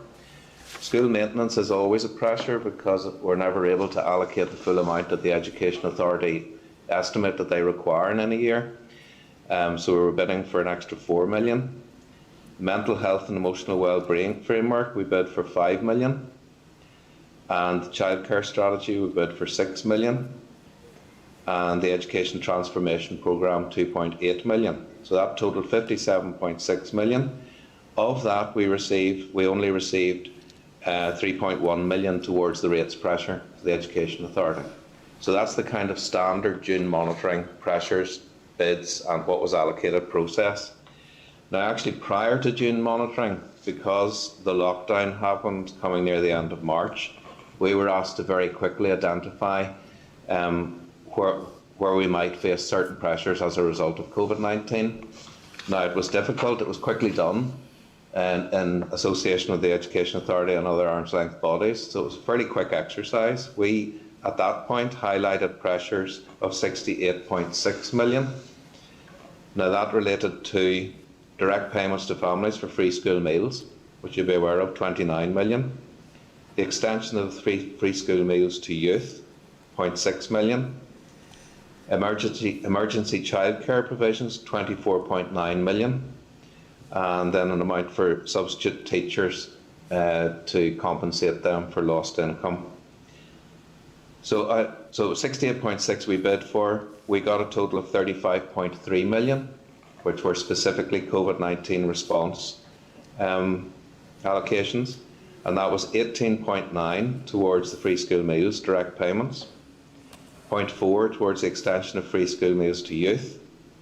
Emergency childcare provisions, we got 12 million and 4 million for substitute teachers. Now that complemented 8 million that the Minister had set aside from within the original budget at the start of the year to cover that, because it kind of coincided with his budget decisions around about that time. Now, subsequent to that, we surrendered 9 million at October monitoring, 9 million of the, trying to remember which one it related to the childcare provision. All of it wasn't required because there was less uptake than was anticipated. And we also surrendered the 4 million for the substitute teachers because, again, the uptake from memory was about 6 million and the Minister had already set aside 8 million. So we gave back 13 million, but it wasn't until October monitoring. Now then, round about the same time as June monitoring, we were asked to identify further COVID-19 response pressures. So at that time, we again, the amount looked similar, but it covered different areas. 68.6 million in total we bid for. That covered 1.6 million, that was anticipated lost income by boarding schools. 13 million for childcare, really to provide support to the childcare sector over the summer period. Summer intervention and support for children and learning, really over the summer period, 12.8 million. EA maintenance, we bid for 2.8 million at that point. Now that was linked more to the additional pressure on schools to maintain cleanliness, etc., water sanitising, etc., and signage, things like that. Education Authority pressures linked to the COVID-19 of 7 million, and that was probably largely linked to PPE equipment at that stage. Education Restart Programme initial staff costs, that was the programme that was established to oversee the whole restart process involving the various stakeholders. We bid for 0.8 million. That was largely staffing costs. Free school meals for the summer period, 12.2 million. Free school meals for the September to October period, 9.7 million. Additional help for Pathway, that's organisations that maybe weren't successful this year, but it was to ensure that they remained viable, given the fact that there was a lockdown. Pressures in the preparatory school sector, largely linked to lost income there. School uniform grants, 4 million, and that was mainly linked to, I suppose, the increase in the universal credit applications as a result of people losing their jobs, etc., and going on to universal credit. And then an amount for voluntary grammar and GMI lost canteen income. So that's total 68.6 million. We were successful in getting 35.9 million out of that exercise, and that related to 10.5 towards childcare, 12.4 towards the summer intervention and to support children in learning, and 0.5 towards PPE EA pressure, and 12.2 towards free school meals over the summer period, and 0.3 towards school uniform grants. So that was a total of 35.9. So that brought us up to round about the June monitoring period of time. Then moving on to October monitoring. I'm going to cover restart separately. It more or less coincided with the October monitoring round, but I'll cover it separately. So in terms of the normal October monitoring round, we submitted bids of 69.7 million. That was to cover areas such as Education Authority pressures. So that would have been SEN-related pressures, other inescapables, and contingency money. Teaching pay again, the two amounts that we had bid for previously, 15 and 17, total of 32 million. Those are the elements that were unfunded. Contractual elements, that's all contractual in year that was bid for. School maintenance of 4 million. Voluntary exit scheme 2.5 million, I mentioned before. Childcare strategy, the bid was reduced to 0.5 million, largely because a lot of the work that had been planned in terms of the early stages of a childcare strategy, obviously subject to executive approval, hadn't been able to happen because of the COVID-19 interruption. Rates pressure of 2.2 million, that's the balance of what we didn't get in June monitoring. Increased legal costs, that was really linked. There was a lot of activity back and forth from the department seeking legal advice in various aspects, including the indemnities that you referred to earlier, Chair. And the Education Transformation Programme, 2.4 million was bid for, and then there were some inescapable pressures linked to depreciation impairments of 0.1 million. So for that was the normal October monitoring round. Out of that, we were successful in receiving 12.9 million. That was 11.8 million towards the Education Authority pressures, and 1 million towards school maintenance, and 0.1 for the inescapable small pressures. So 12.8 or 12.9 million in total. And then moving on to the COVID response pressures that were asked for round about the same time as October monitoring. They weren't actually asked for as part of the commissioning exercise, but they were later asked for, so we had already highlighted some of these pressures in our October monitoring response to the Department of Finance. So we bid for a total of 46.7 million, and we received 28.4. So these were related to some of the same areas as before. Support for the childcare sector for the period September to December. The bid was 14.3 million. Further school meals response, 9.7 million. Response measure for preparatory schools, 0.8 million. Boarding schools lost income, 1.3 million.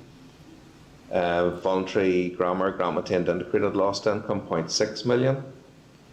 Help for the Pathway organisations, 0.5 million. School uniform grants, increased uptake, 3.7 million. Restart programme initial staff costs 0.5. They were just 0.5 million at that point.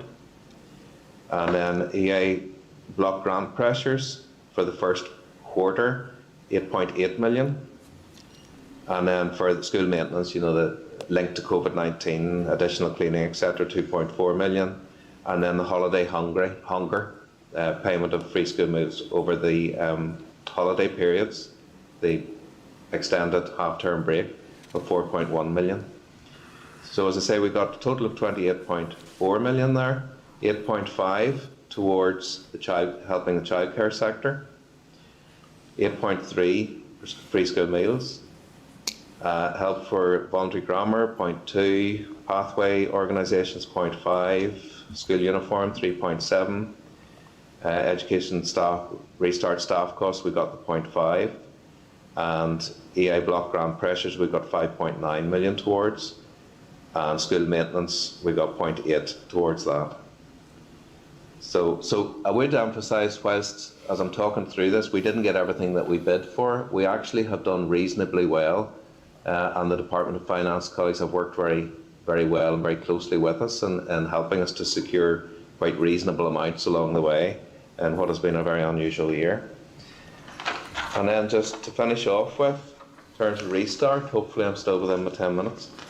The restart, obviously, the focus there, the distinction between restart and the COVID-19 responses, restart is specifically towards getting schools up and running again in the autumn. So the original bids totaled about, and this would have been for term 1, September to December, as well as term 2, January to March. We were bidding for about 107 million in total.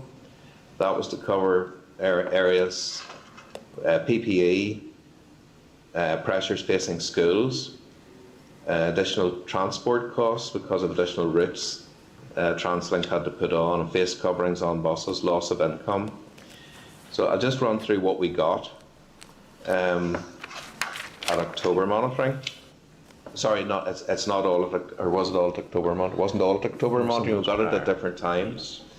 And that's why I thought it would be more helpful for you to give you a summary of what we actually got in terms of restart. So we got 25.6, which covered PPE costs. 23.5, that was primarily for schools, covering things like substitution costs, increase for the school delegated budget, SEN needs, and some lost income in among that, and some in-year growth costs as a result of increased enrolments in years 13 and 14. Additional transport costs, 4.6 million we got. Non-statutory preschool settings, 3.8 million. School meals, 0.6 million. Childcare, cleaning and maintenance, 1 million. And SEN, mainstream and pupil support, additional help there of 1.6 million. And then some additional help linked to the remote learning for C2K, standards and learning, of 2.9 million. And then there were some other smaller pressures, 0.5 million that were met, and a wellbeing fund of 5 million, which has since been allocated out to schools. So that was a total of roughly 70 million, just over 70 million. And the Ministers at the moment is holding back about 8 for that to decide how that will be allocated to schools. So then at October monitoring that, we bid for 26.8 million in total under the same headings. And the funding that we received was about 21 million. So actually there's not that much of a residual pressure left. It's just under 6 million is the residual pressure for restart costs. So we have done quite well overall out of that. And probably at that point I'll pause. If anybody has any questions, I'm hoping, I know there were a lot of figures that I ran through there, but hopefully it makes it a bit clearer just how things have worked this year and the amounts that we've received. Okay, thanks, Gary. Does Philip want to make a few short comments and then we'll go to questions and answers? He may, probably not on the in-year. Sorry, I'm speaking for you, Philip, but there was no capital bid for in-year. No, there's no capital bid for in-year. I suppose that there has been some reallocation in that construction, given that everyone was off-site for early part of the year, is down something like 6 million on what had been initially allocated to construction projects, but that has been effectively transferred to two main areas. One was devices for pupils, which was all part of the different ways of working, and the other is an increase in the initial allocation that went to transport for procurement of new buses. They had originally been allocated a lot less than they'd originally asked for, and we were able to go some way to getting them closer to where they had wanted to be in the first place. Okay. Phil, do you want to comment on the 2021 to 25 capital budgeting gathering info before we move to questions?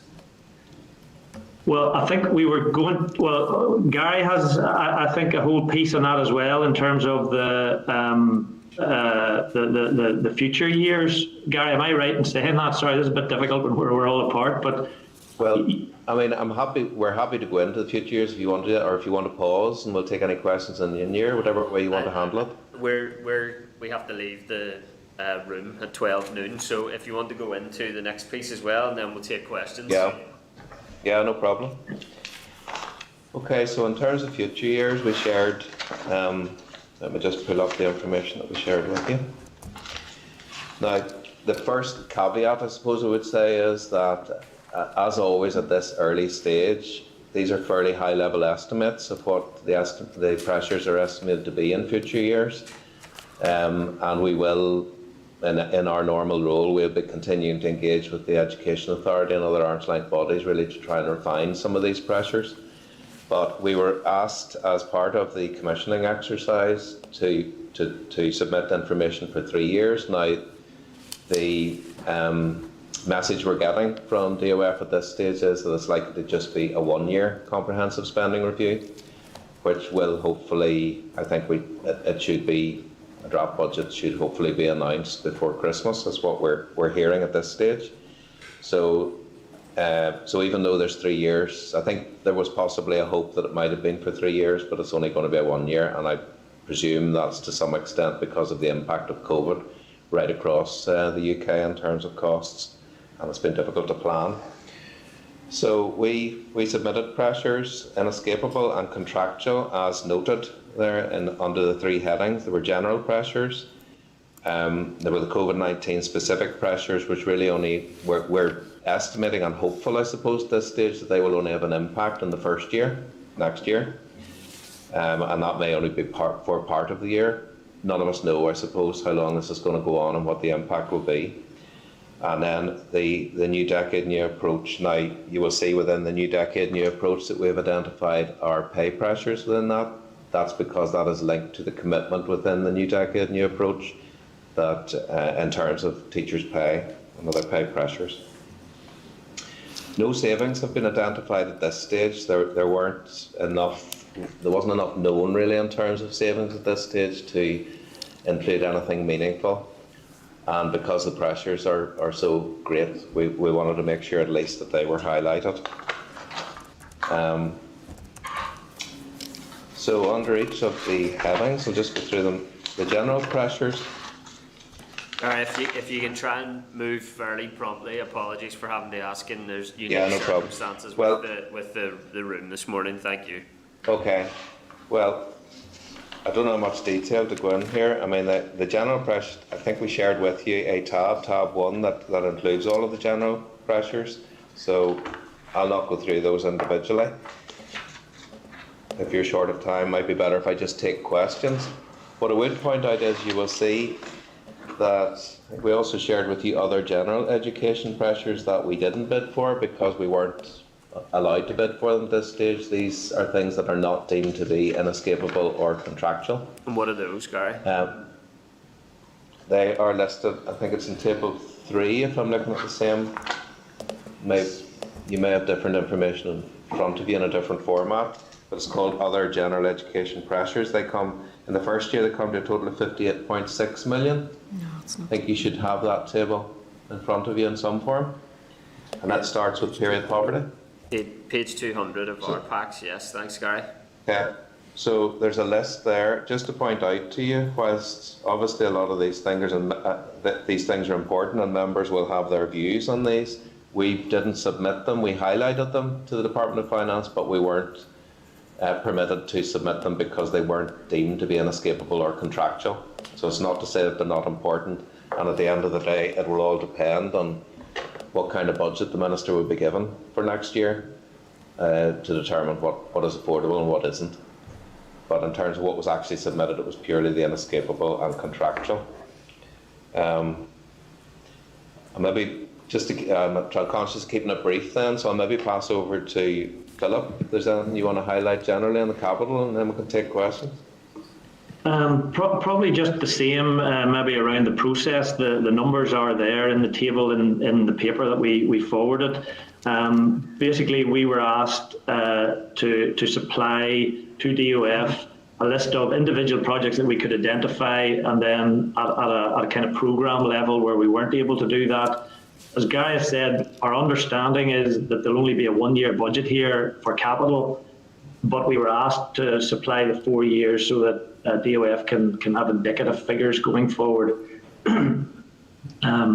So the way that was done was where we could identify individually announced major capital and set projects. We did that. Excuse me.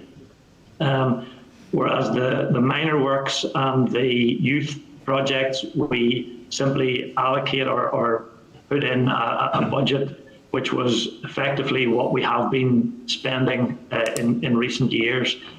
Then the other capital line was built up in a similar way to the major projects, where we were able to identify major projects such as IT projects and transport procurements. We identified those individually, and hence the build-up of figures that you'll see in the table. So that was the process.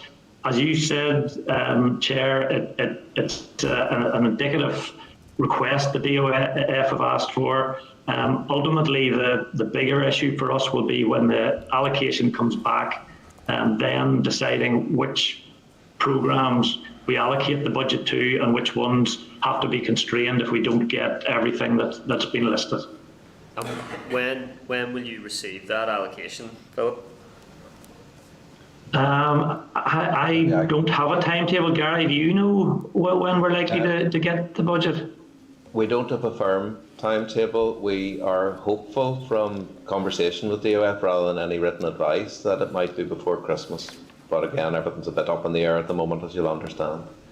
But that's the budget for next financial year then, yeah?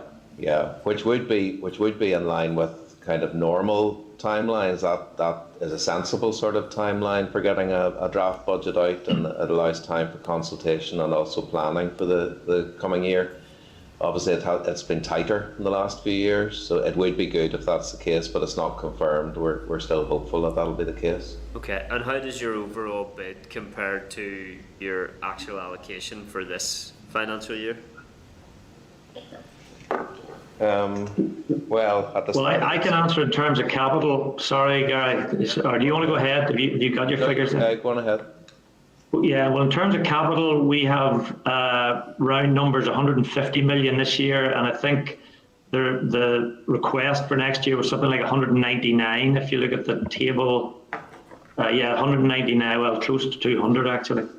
So it's quite a significant increase that we have requested. Yeah, at the start of, I think, in answer to your question, Chair, at the start of this year, we were short. We had identified at the very outset we were short about 427 million in total, if you recall.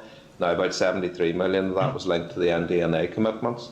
That was later, it was refined as time went on. It was later reduced to about 391, and then we got about 226 million to meet those pressures. So there's a residual pressure which at June monitoring had reduced, after the June monitoring allocations had reduced to 135 million. So we're always reliant, I suppose, on in-year allocations throughout the year.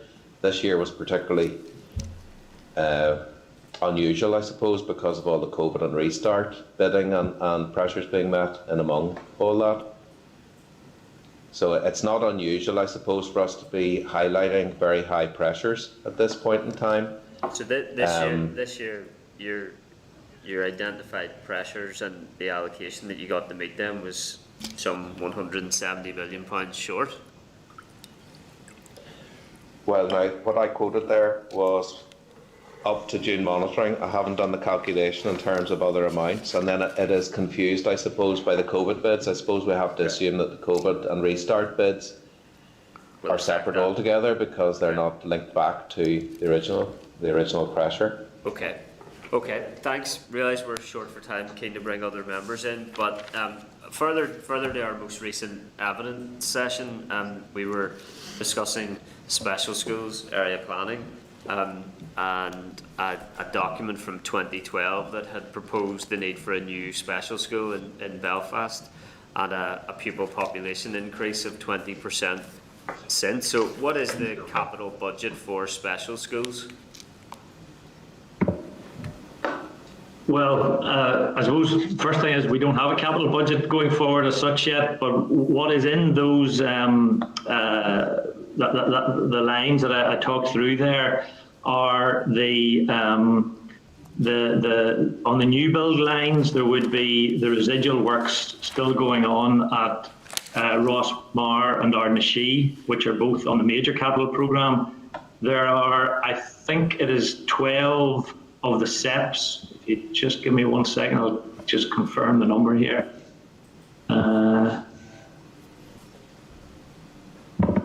Yeah, 12 special schools have been announced in the school enhancement programme line that is shown in that table in the paper. Now, specifically, I think Belfast is a slightly different situation because of the kind of ongoing work to identify the preferred configuration of schools in Belfast, that the vast majority of those investments are in schools outside of Belfast. And I have been in discussion with the EA around, how we identify and move forward a programme in the medium term for Belfast specifically, once there is a better understanding of the preferred configuration of schools in the Greater Belfast area. What was the last capital expenditure on a special school in Belfast? I'd have to go away. I can't be taking it off the top of my head, Chair. I need to come back to you. Okay. But I mean, I suppose the uncertainty around the planning has had an impact, because the last major capital announcement, the most recent one there a few months ago, did not include special schools, and I think the one before that was primary schools only. So there hasn't been a major capital announcement involving special schools for a number of years. Okay. Will there be a call for a new build project shortly? And will it include special schools? Well, we have been discussing exactly the timing of that potentially, and I suppose the timing of the decisions around the configuration, the preferred configuration in Belfast. Obviously the configuration piece has to come before you would announce a major capital build, where you potentially be building something that, following the review or following the identification of a preferred configuration, was not where you wanted the school to be, or was not of a form, was not specified correctly. So the capital piece has to come after the configuration piece. Okay. Regrettably, I think if you're a parent of a child with a special school pupil in Belfast, you're not going to be particularly encouraged by listening to this education committee today. But can I also ask then, in terms of the Stroul campus, DE's annual report and accounts for 2019 to 20 indicate that Stroul will not be complete until September 2025. and that a ministerial direction will likely be required in order to overcome value for money concerns relating to the project. Can you advise the current status of the Stroul project, if the business case has been reapproved, if a contractor has been appointed, and if a ministerial direction has been required or given in order to allow the project to continue? What were the value for money concerns associated with the project? Okay, I mean, I can't go into that. There's a lot of the detail on the value for money piece, but I can explain, I suppose, some of the issues around approvals, which relate to Fresh Start funding in general. So, you know, there's a complex approvals process involving DE, DOF and Treasury. As things stand at the moment on Stroul, the procurement is on holds and has been for some time. You're right that the relevant approvals are in train through DE and the executive. My understanding is a letter has gone from DOF to Treasury requesting their approval to allow the project to proceed. When that comes back, the Stroul team would then be in a position to move forward with the procurement. Yeah. In answer to your question about the ministerial direction, yes, the minister did give a direction. He shared an executive paper with executive colleagues and secured executive endorsement moving forward. But as Philip says, the hold up at the moment is that because of the nature of the project, it was difficult to make comparisons with other capital projects from a value for money point of view. And there were issues around that which have meant that the Department of Finance, because it's using Fresh Start money, the Department of Finance have been required to go to Treasury and actually ensure that they are aware that there may be issues around that, and to indicate that they are still content that the Fresh Start money can be used for that. So we're still awaiting that response. Okay, and what if Treasury say Fresh Start money can't be used for that? Well, we'll be back to the drawing board at that point. I suppose we're hopeful that it'll be a positive response. It certainly has an executive endorsement to move forward on, so we're happy to keep the committee informed. Okay, and you can't reference any of the value for money concerns that were associated with the project? Well, they were down to issues such as space. It was quite a complex project, obviously, and because there are quite specific shared areas and commitments to sharing in the future, it's largely linked to the fact that it's difficult to make a comparison with even with other shared campuses because of the scale involved. So there were just some complex issues around that, and I think it was important, the Department of Finance felt it was important to be transparent with Treasury, obviously, on issues like that. Okay. Because the intention is to use the Fresh Start capital. Okay. It's a pretty vague explanation of value for money concerns that have required a ministerial direction. Maybe we would request some more detail in that regard. You said the executive endorsed the ministerial direction. Was there any caveat of any of that endorsement or any request for additional information relating to the project as part of that endorsement? Not that I'm aware of. Okay.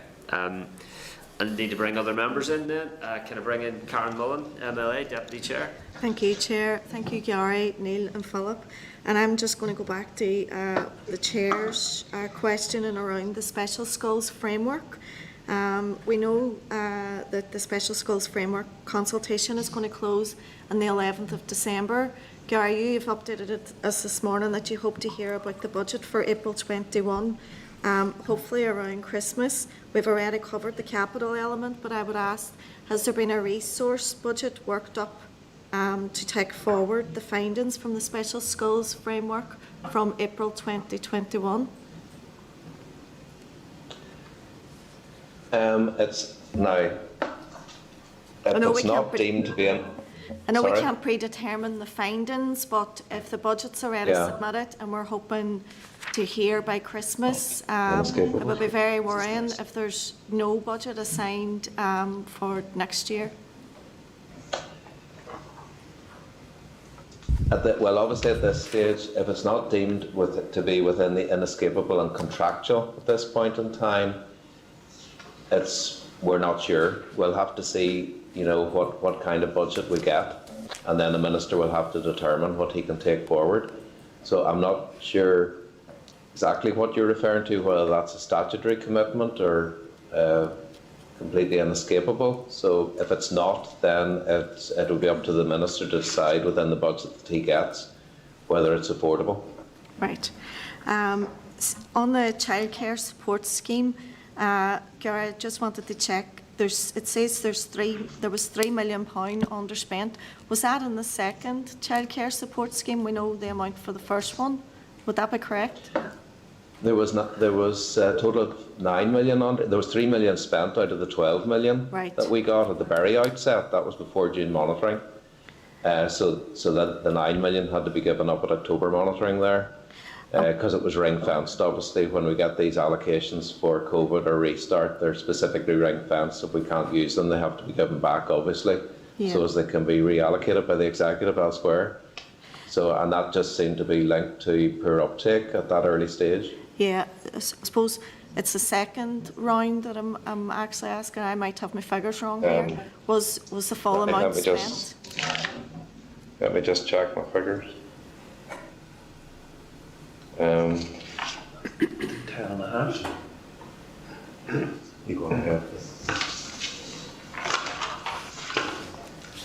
So we received the 12 million, which was the first tranche that we received for childcare. Yeah. And as Gary said, we underspent by 9 million on that and returned that. Yeah. We also then got 10.5 in COVID response for childcare. Yeah. My understanding is that's close to being fully spent, so I'm not aware of an additional 3 million of an underspend with regards to childcare. So I'm not sure if we understand.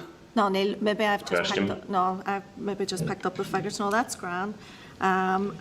See in Table 2, around the October monitoring, it's for free school meals. We have in there October and December. Has it been agreed that Christmas payments will be made, direct payments will be made in relation to free school meals? Is that money there? Over the holiday period, do you mean? Yeah. No, not at this stage. We did get an extra, or we're due to get an extra 1.4 million to cover the holiday that has just happened. So we'll probably have to submit that further bid near the time, depending on the circumstances. In relation to future programme, there's 17.6 million in relation to food poverty programme. Would that be holiday hunger as well, Gary?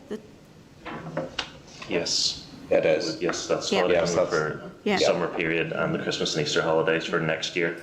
And I know that this money hasn't been secured or whatever, but it's really good to see that the department has also put in a figure around tackling period poverty and also food poverty. So I very much welcome that, and hopefully we can get the money to take those projects forward. I have been lobbying the department for a long time on both of them. I would, sorry to interrupt, I would emphasise that those are in the list that are not deemed to be inescapable or contractual, but we have nonetheless highlighted them to the Department of Finance, so they are aware that they are seen as important to take forward. Yeah, understand that, thank you. I suppose I just want to finish off around in relation to the special education needs funding. There's quite a bit of extra funding that has went done over the last year for the pressures that's there.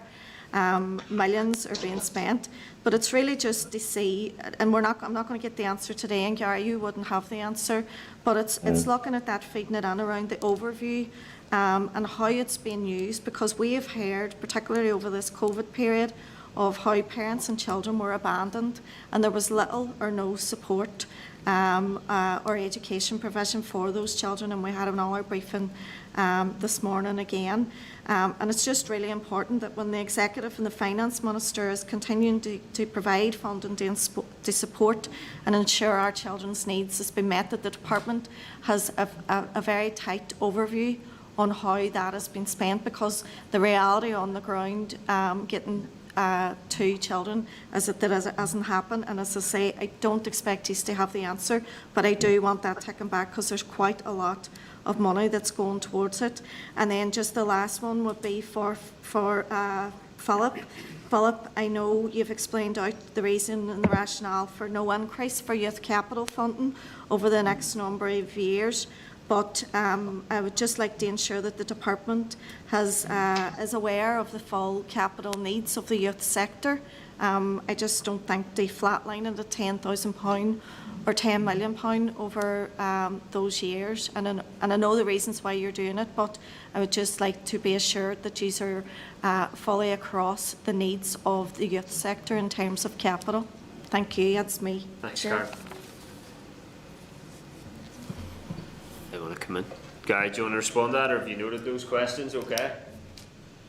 I think, as you say, Karen, we'll probably have to come back to you on this end stuff. The only assurance I can give is that I know that from the Minister down there is definitely a focus on all that side of things, but we can get you a more specific response to your questions. Philip, I don't know whether you want to respond on the capital point. Yeah, I think the last time I was up, we talked a bit about youth capital and explained the issues, and I would highlight, what has been put forward there is, I suppose, as a simple historical spend. The real key question comes at the point where we get a budget then as to what the allocation is and what we can deliver. But I think to take the point, we do. They're okay. Thank you. Thanks, Karen. Robin Newton, MLA. Thank you, Chair, and thank the members for being with us today. I've only 2 short questions. One is on your Table 1, October Monitoring Education Restart Pressures, which you've submitted. And that is in the area of the C2K standards and learning. It's 0.5 million. I was under the impression that C2K had not the resources that it needed, and indeed that C2K has such an important role to play as we go forward in this pandemic health crisis. That was number 1. And number 2 was in the area of the other general education pressures. That's your Table 3. Two aspects to that, and 2 aspects that really the committee has expressed concerns around in the past.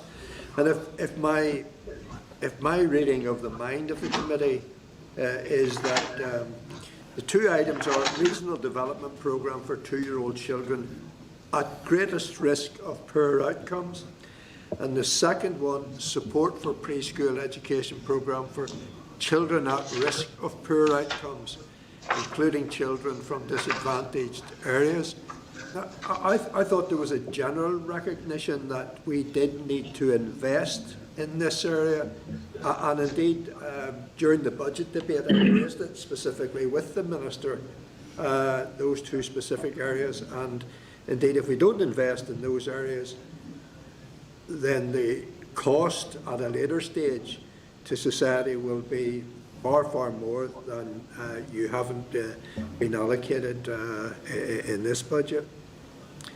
I suppose my question on the second one is, through you, Chair, whether or not the mind of the committee might be to support those 2 bids. Okay. Officials, you want to come in first there?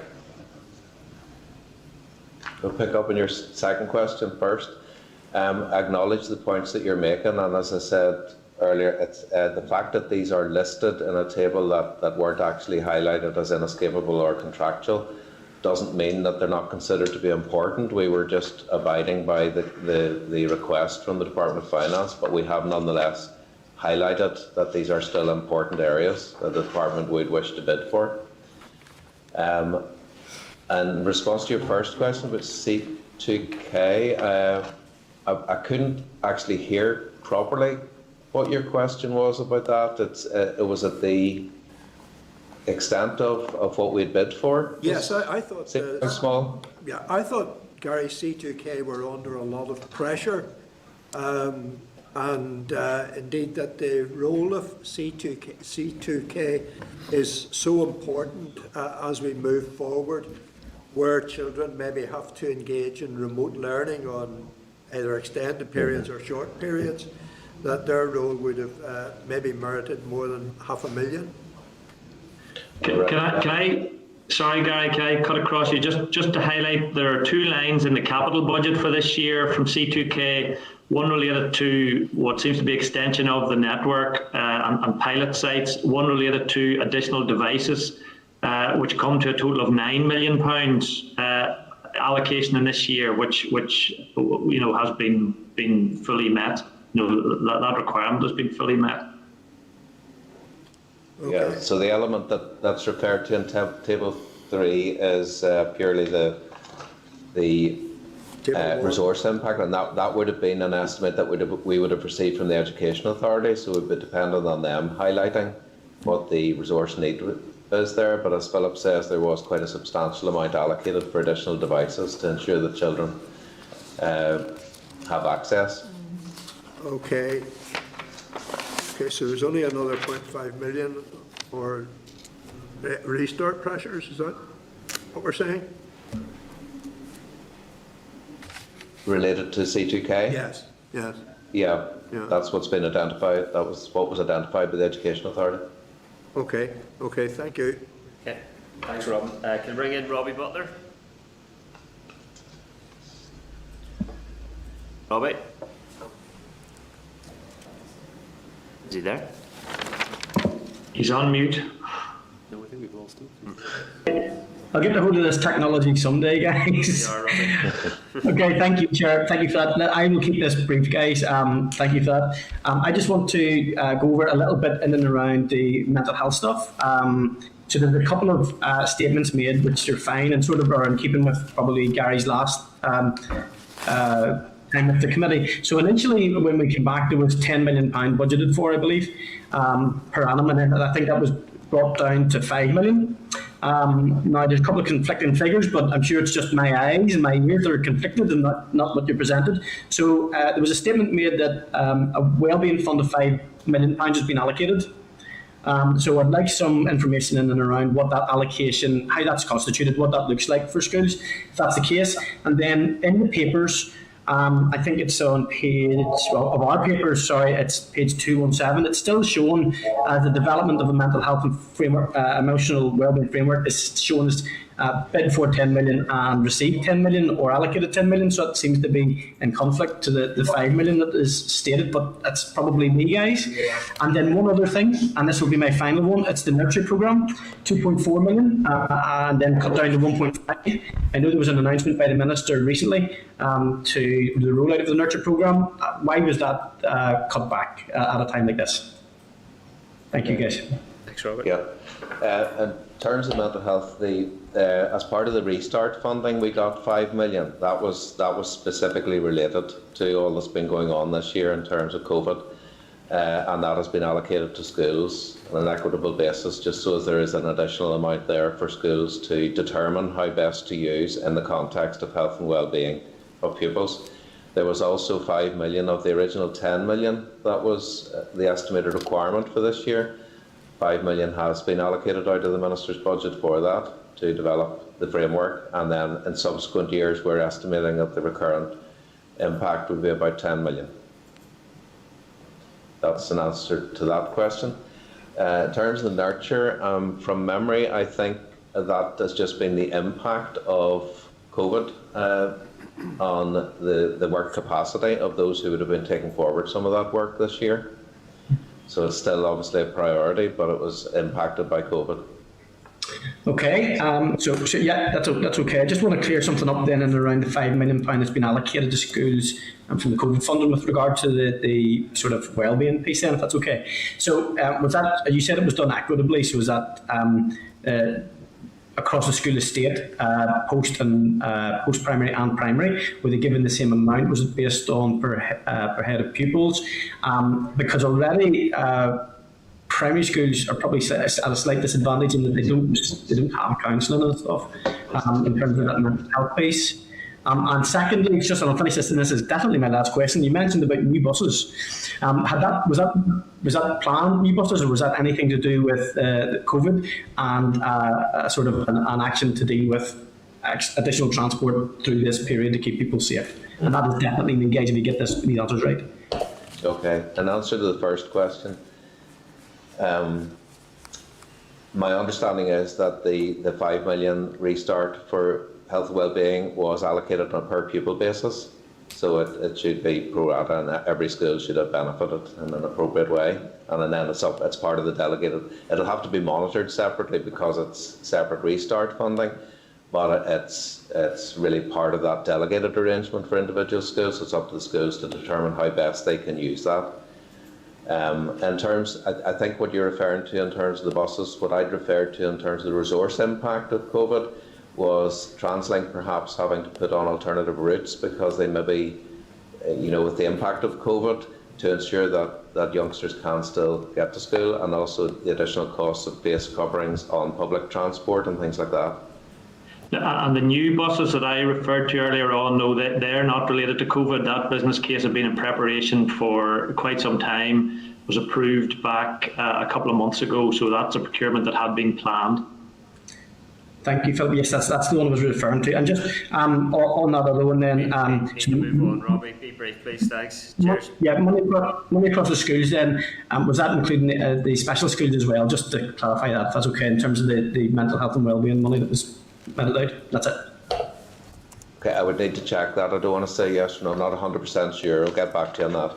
Okay, thanks, Robbie. Daniel McCrossan? Yes, Chair. Go ahead. Can you hear me? Yeah. Yeah. Thanks, Gary and Philip, for your contribution so far. Yeah, it was all of the department's capital budget for 1920 spent by the 1st of April 2020, or did some money have to be returned, and if so, why? And also, in looking at the 2020-2021 and all the issues COVID has caused and continues to cause, how much of the 2020-2021 capital budget will be spent, and will money have to be returned? And finally, in terms of capital, can the Department for Education advise if the Treasury has permitted the Executive to reprofile all of the £470 million of unspent capital, not just that allocated for the school in my own constituency over the next few years? Has the Executive been required to provide match funding in order to secure the release of the Fresh Start capital? I think those are all for me, yeah. I'm sorry, I didn't write them down as you went. First of all, you were talking about budgets. So in terms of last year's capital budget, the underspend was less than 1%. I don't have the numbers here in front of me, but effectively we spent all our budget in terms of capital.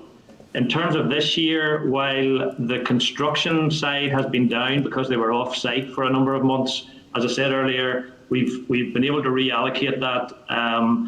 Some of it driven by the shutdown requirements, where a lot of extra devices have been supplied to pupils and so on, and some of it just a general reallocation to deal with other pressures. As we stand at the moment, I think we're slightly over provisioned actually in terms of spend. So there's certainly, as we stand at the moment, there is no plan to give any additional funding back. And in fact, the other thing that comes into play a little bit here is receipts. If we're able to get properties that are no longer used sold and money in, then with DOF's approval, depending on the size of the receipt, we're able to maybe reclaim that back, and therefore actually there could be an increased spend in capital in this year compared to what had been planned. The third question, sorry, you couldn't repeat the third question. Go ahead, Daniel. All right, yeah, just in relation to Stroul, maybe, if I take it with that. Reprofiling the 470 million of unspent capital. Yes, so it's now been agreed that we can reprofile the Fresh Start funding, but it'll be on the basis of a kind of one-time agreement of this is the revised profile, and then we'll be held to that profile. The additional executive capital for, if you like, related to Fresh Start projects line that is in the table in the paper is driven by something slightly different, and this might take a little bit of time to explain.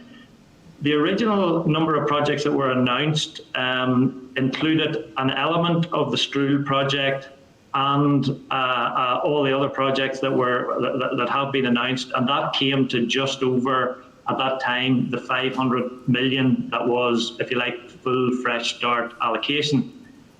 As part of the flexibility, basically all of the Strool project can now be funded from Fresh Start. The other change is obviously as we go, inflation is coming into play, so other projects that were announced are increasing in value. And the other thing, the Fresh Start funding was ring-fenced for shared integrated education and for shared housing. Now, we had gone ahead and announced or identified projects that would take all of the funding. DOF have made it clear to us that an element of this will ultimately go to shared housing, and they'll make that decision over the next period. So when we factor in the additional spend associated with Strool that is now allowed to score against Fresh Start, and the increases there have been in the projects that were announced, and if you like, the reduction on the 500 that will go to shared housing, and make some assumptions on that, we are effectively over-provisioned in terms of these projects over and above the money that will come to DE. Therefore, we need to allocate some executive funding to top it up, and that's what we've shown in the request to DOF, the paper that was sent to you. That additional executive capital for Fresh Start is effectively the top up to deal with what is now an over provision of projects for Fresh Start funding. Hope that made sense. There's a lot on that, but yeah, that's grand. Chair, just briefly, I have a question. I know we're running out of time. I have a question in relation to the expenditure on SIA and CCMS. I'm just wondering why it's set to treble over 3 years, up from just over £1 million in 2021-22 to well over £3 million by 2023-24, and why there's no plans to increase the value of the age-weighted pupil unit. It was cut back, as people know, in 2017 at great loss to schools, and it has never been restored. So is there anything to be said about that? As regards the age-weighted pupil unit, there is forecast. As you know, this year there was 9 million put towards that to ensure that there wouldn't be a significant impact across the two phases. That similar amounts have been, not those exact amounts, but there are amounts factored in for the coming 2 years, not the third year, and all of that is linked to school population forecasts.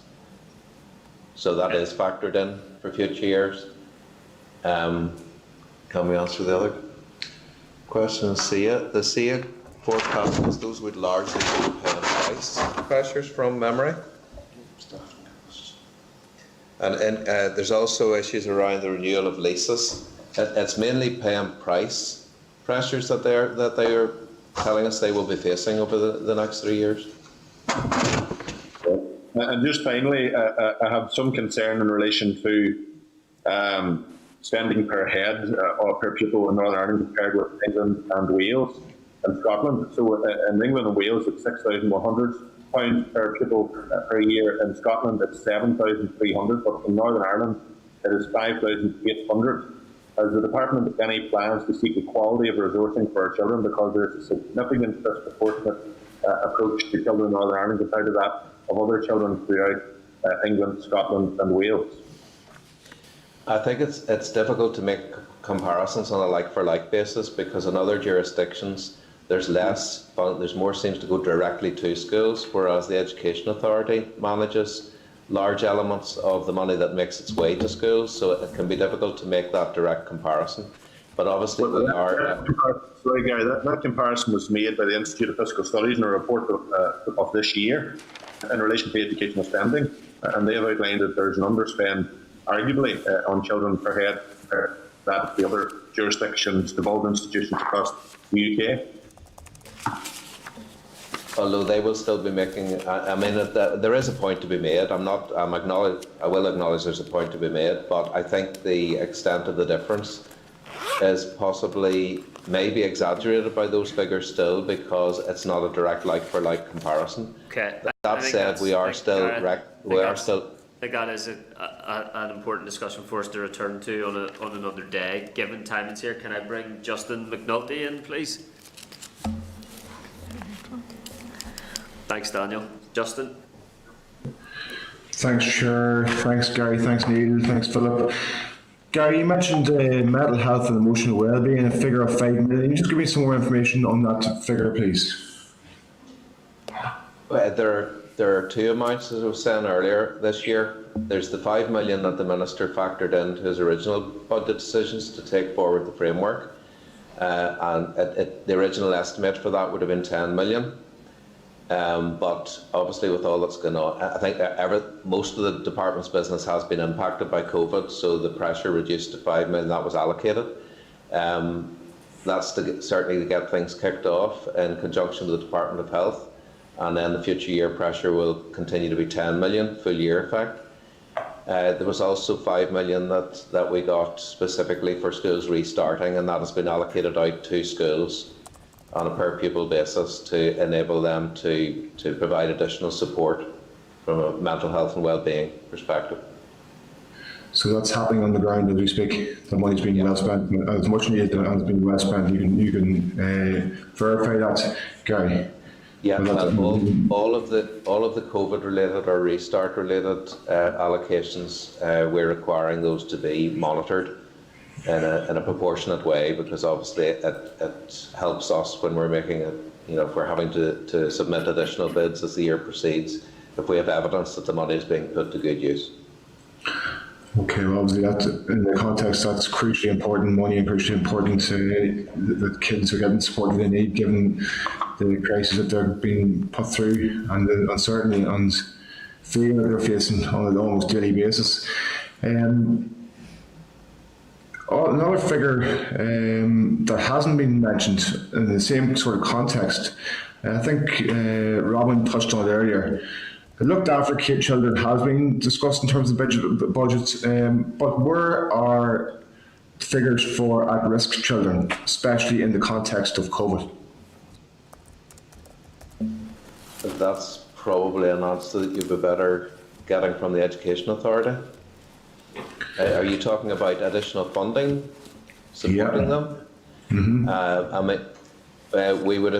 I think our assumption would be that as money, a lot of this money that's allocated out for those who are disadvantaged or at risk, that's going out under various headings to the Education Authority or directly to schools. Well, they're not forgotten about. They're in among some of the headings. Probably aren't that clear, but certainly at-risk children, money has been bid for, and it will be up to the Education Authority in conjunction with schools to make sure that money is being used effectively. Okay, well, I would just I would have grave concerns that there hasn't been funding designated for that specific area of challenge during this pandemic, because there are kids who are so much more at risk as a consequence of this pandemic, and I wonder, is that funding being provided and has it been spent, and are there measures being taken to ensure that young children are safe in their own homes? And we're really, really worried that wouldn't be the case. To engage with the Education Authority, we can come back to you with a bit more on that. Okay, listen, I think there's lots of information there about current bids, but what about future bids in terms of the mental health catch-up programme for both primary schools and secondary schools, physical education catch-up programme, which has been disrupted, and obviously major investment in special education needs or speech, physio or occupational therapy. You've bid in the mental health, bid for the mental health money in June monitoring. How much did you bid for? How much did you get? And what is the impact on pupils of that money? I know I've sort of repeating myself a little bit. In terms of mental health, we got the additional 5 million, specifically restart related for well-being, mental health, and that has been allocated to schools. Okay.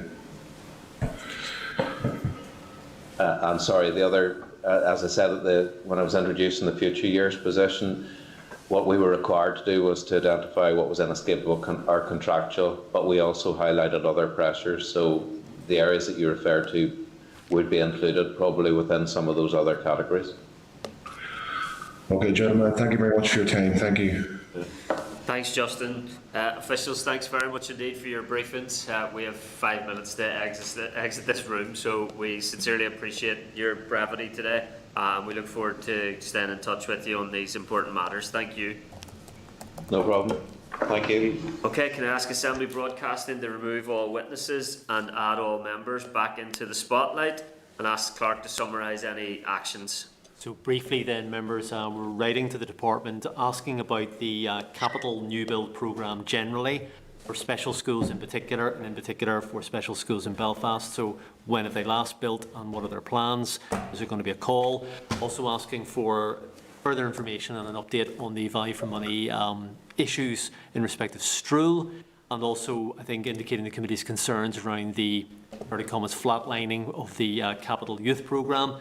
Also indicating concerns around, or rather asking a question around for confirmation for funding for the special schools framework in the next financial year, and also seeking clarity around the funding for vulnerable children and SEND support, how that's being targeted, how it's been received.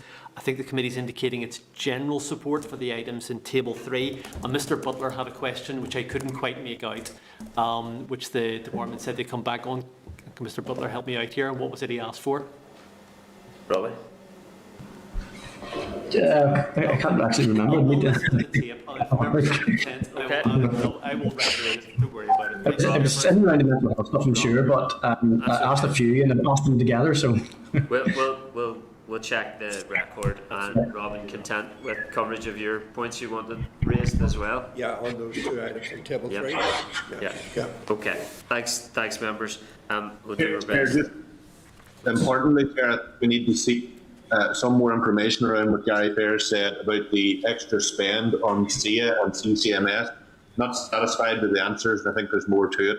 I don't know how they can justify the trebling of the cost over a few years. They didn't answer that question, so I think the committee took some detail on that. Anything going to SIA at the minute, I'll be clear. And SIA and who, sorry? CCMS. CCMS, thank you.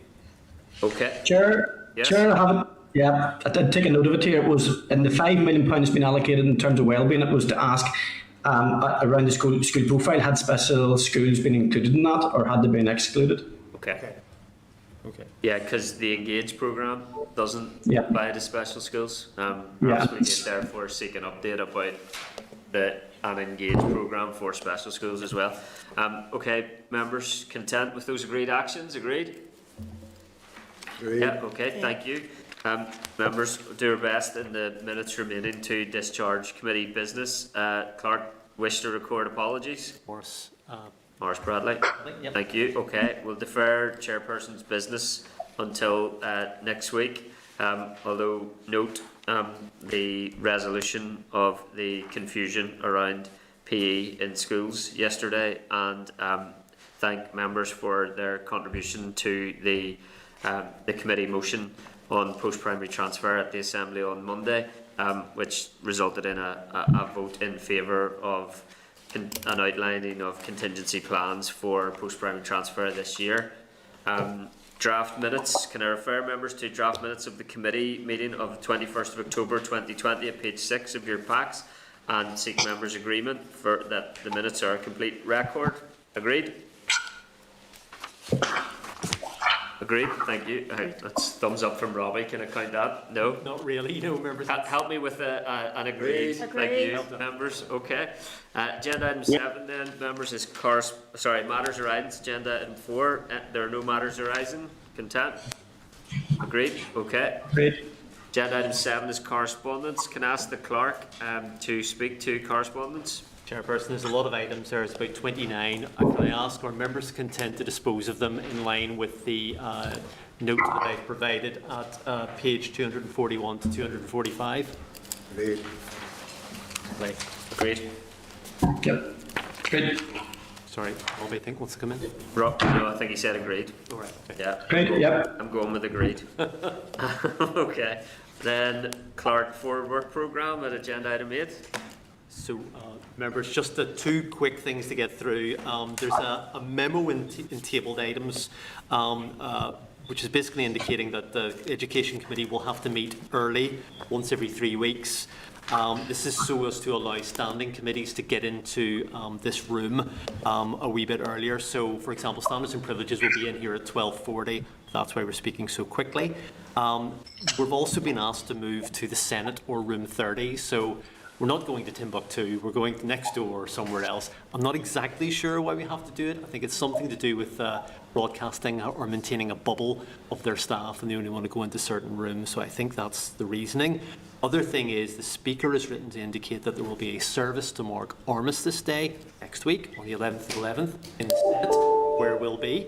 So what we'd have to do is meet earlier than usual, 9 o'clock again, sorry, but then we would stop at 10:40. The service I think will happen about 5 to 11, and then we'll be back in again at about 11:30. So, Chairperson, can I ask if members are content to do this?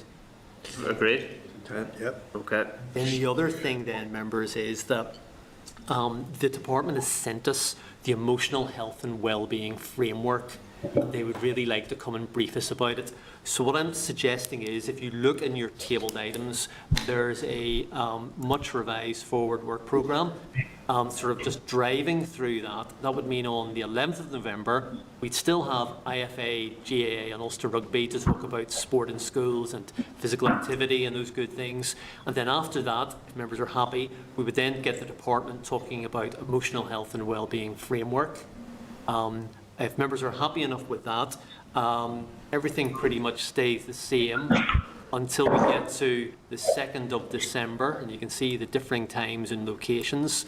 So that on the 2nd of December, what I'm hoping we'll be able to do is, in the first briefing we would have on the 2nd of December would be the send to framework, which is out to consultation, and it is a big consultation. And then after that, we would have the Children and Young People strategy, and I'm hoping the department will agree to come along and talk about at the same time the Care Experience Children strategy. Now, this is also in correspondence. Department hadn't intended, I think, to brief us on it. Members may recall there was a looked after children strategy, but this is bigger. A lot of it is health, quite a bit of it is education. So if members are happy enough to do that and the department is agreeable, the other change then would be that on the 9th of December, we're going to have a restrictive practice, seclusion and restraint briefing from the British Association of Social Workers. And then I'm hoping, I've asked the department that maybe the Minister might be able to come along on the 9th of December. We'll be getting close to Christmas then, be on the other side of our of restart. And maybe things might be a little bit clearer or less clear in terms of restart in schools. So if members are content to ask for a briefing from the Minister on that date. So can I ask Chair, and then what we would do on the 16th of December is have the curriculum sports programme then. Ms Mullen, I think, would like to come in, Chairperson. I have a spanner in the works, Peter. The 16th of December, Youth Work Alliance can't do. Okay. It's the only date that they can't, so we've something else arranged. Okay, well that's grand actually, because the 16th, I'd like to keep that fairly empty anyway, because always something comes up on the last meeting before Christmas recess, I find. So I'll speak to them, and if members are happy, we'll reschedule them for the new year. Yep. Okay. Members content generally with everything else? Yep. Agreed? Agreed. Okay, members. Any other business? Yeah. Yes, Can I Karen? just come on? I just want to note Catherine Kelly's contribution to the committee. I've passed on the messages that some members have gave to me, and she appreciates and thanks you all for the good wishes. And she really enjoyed her time on the committee, and she wishes us all the best. That's it, Chair. Karen, thanks for raising that. That was an item in Chairperson's business. The time required me to defer, but I would echo everything that you said. And I think it is normal practice for committees to write to outgoing members to thank them for their contribution to the committee. In particular, from my point of view, in particular in relation to childcare issues in early years, I think Catherine was a leading member in that regard. So if members content to write to Catherine and thank her for her contribution, agreed? Great. Okay, members. Next meeting then is Wednesday, the 11th of November, in the Senate chamber at 9 a.m. The committee does now adjourn. Thank you. Thanks,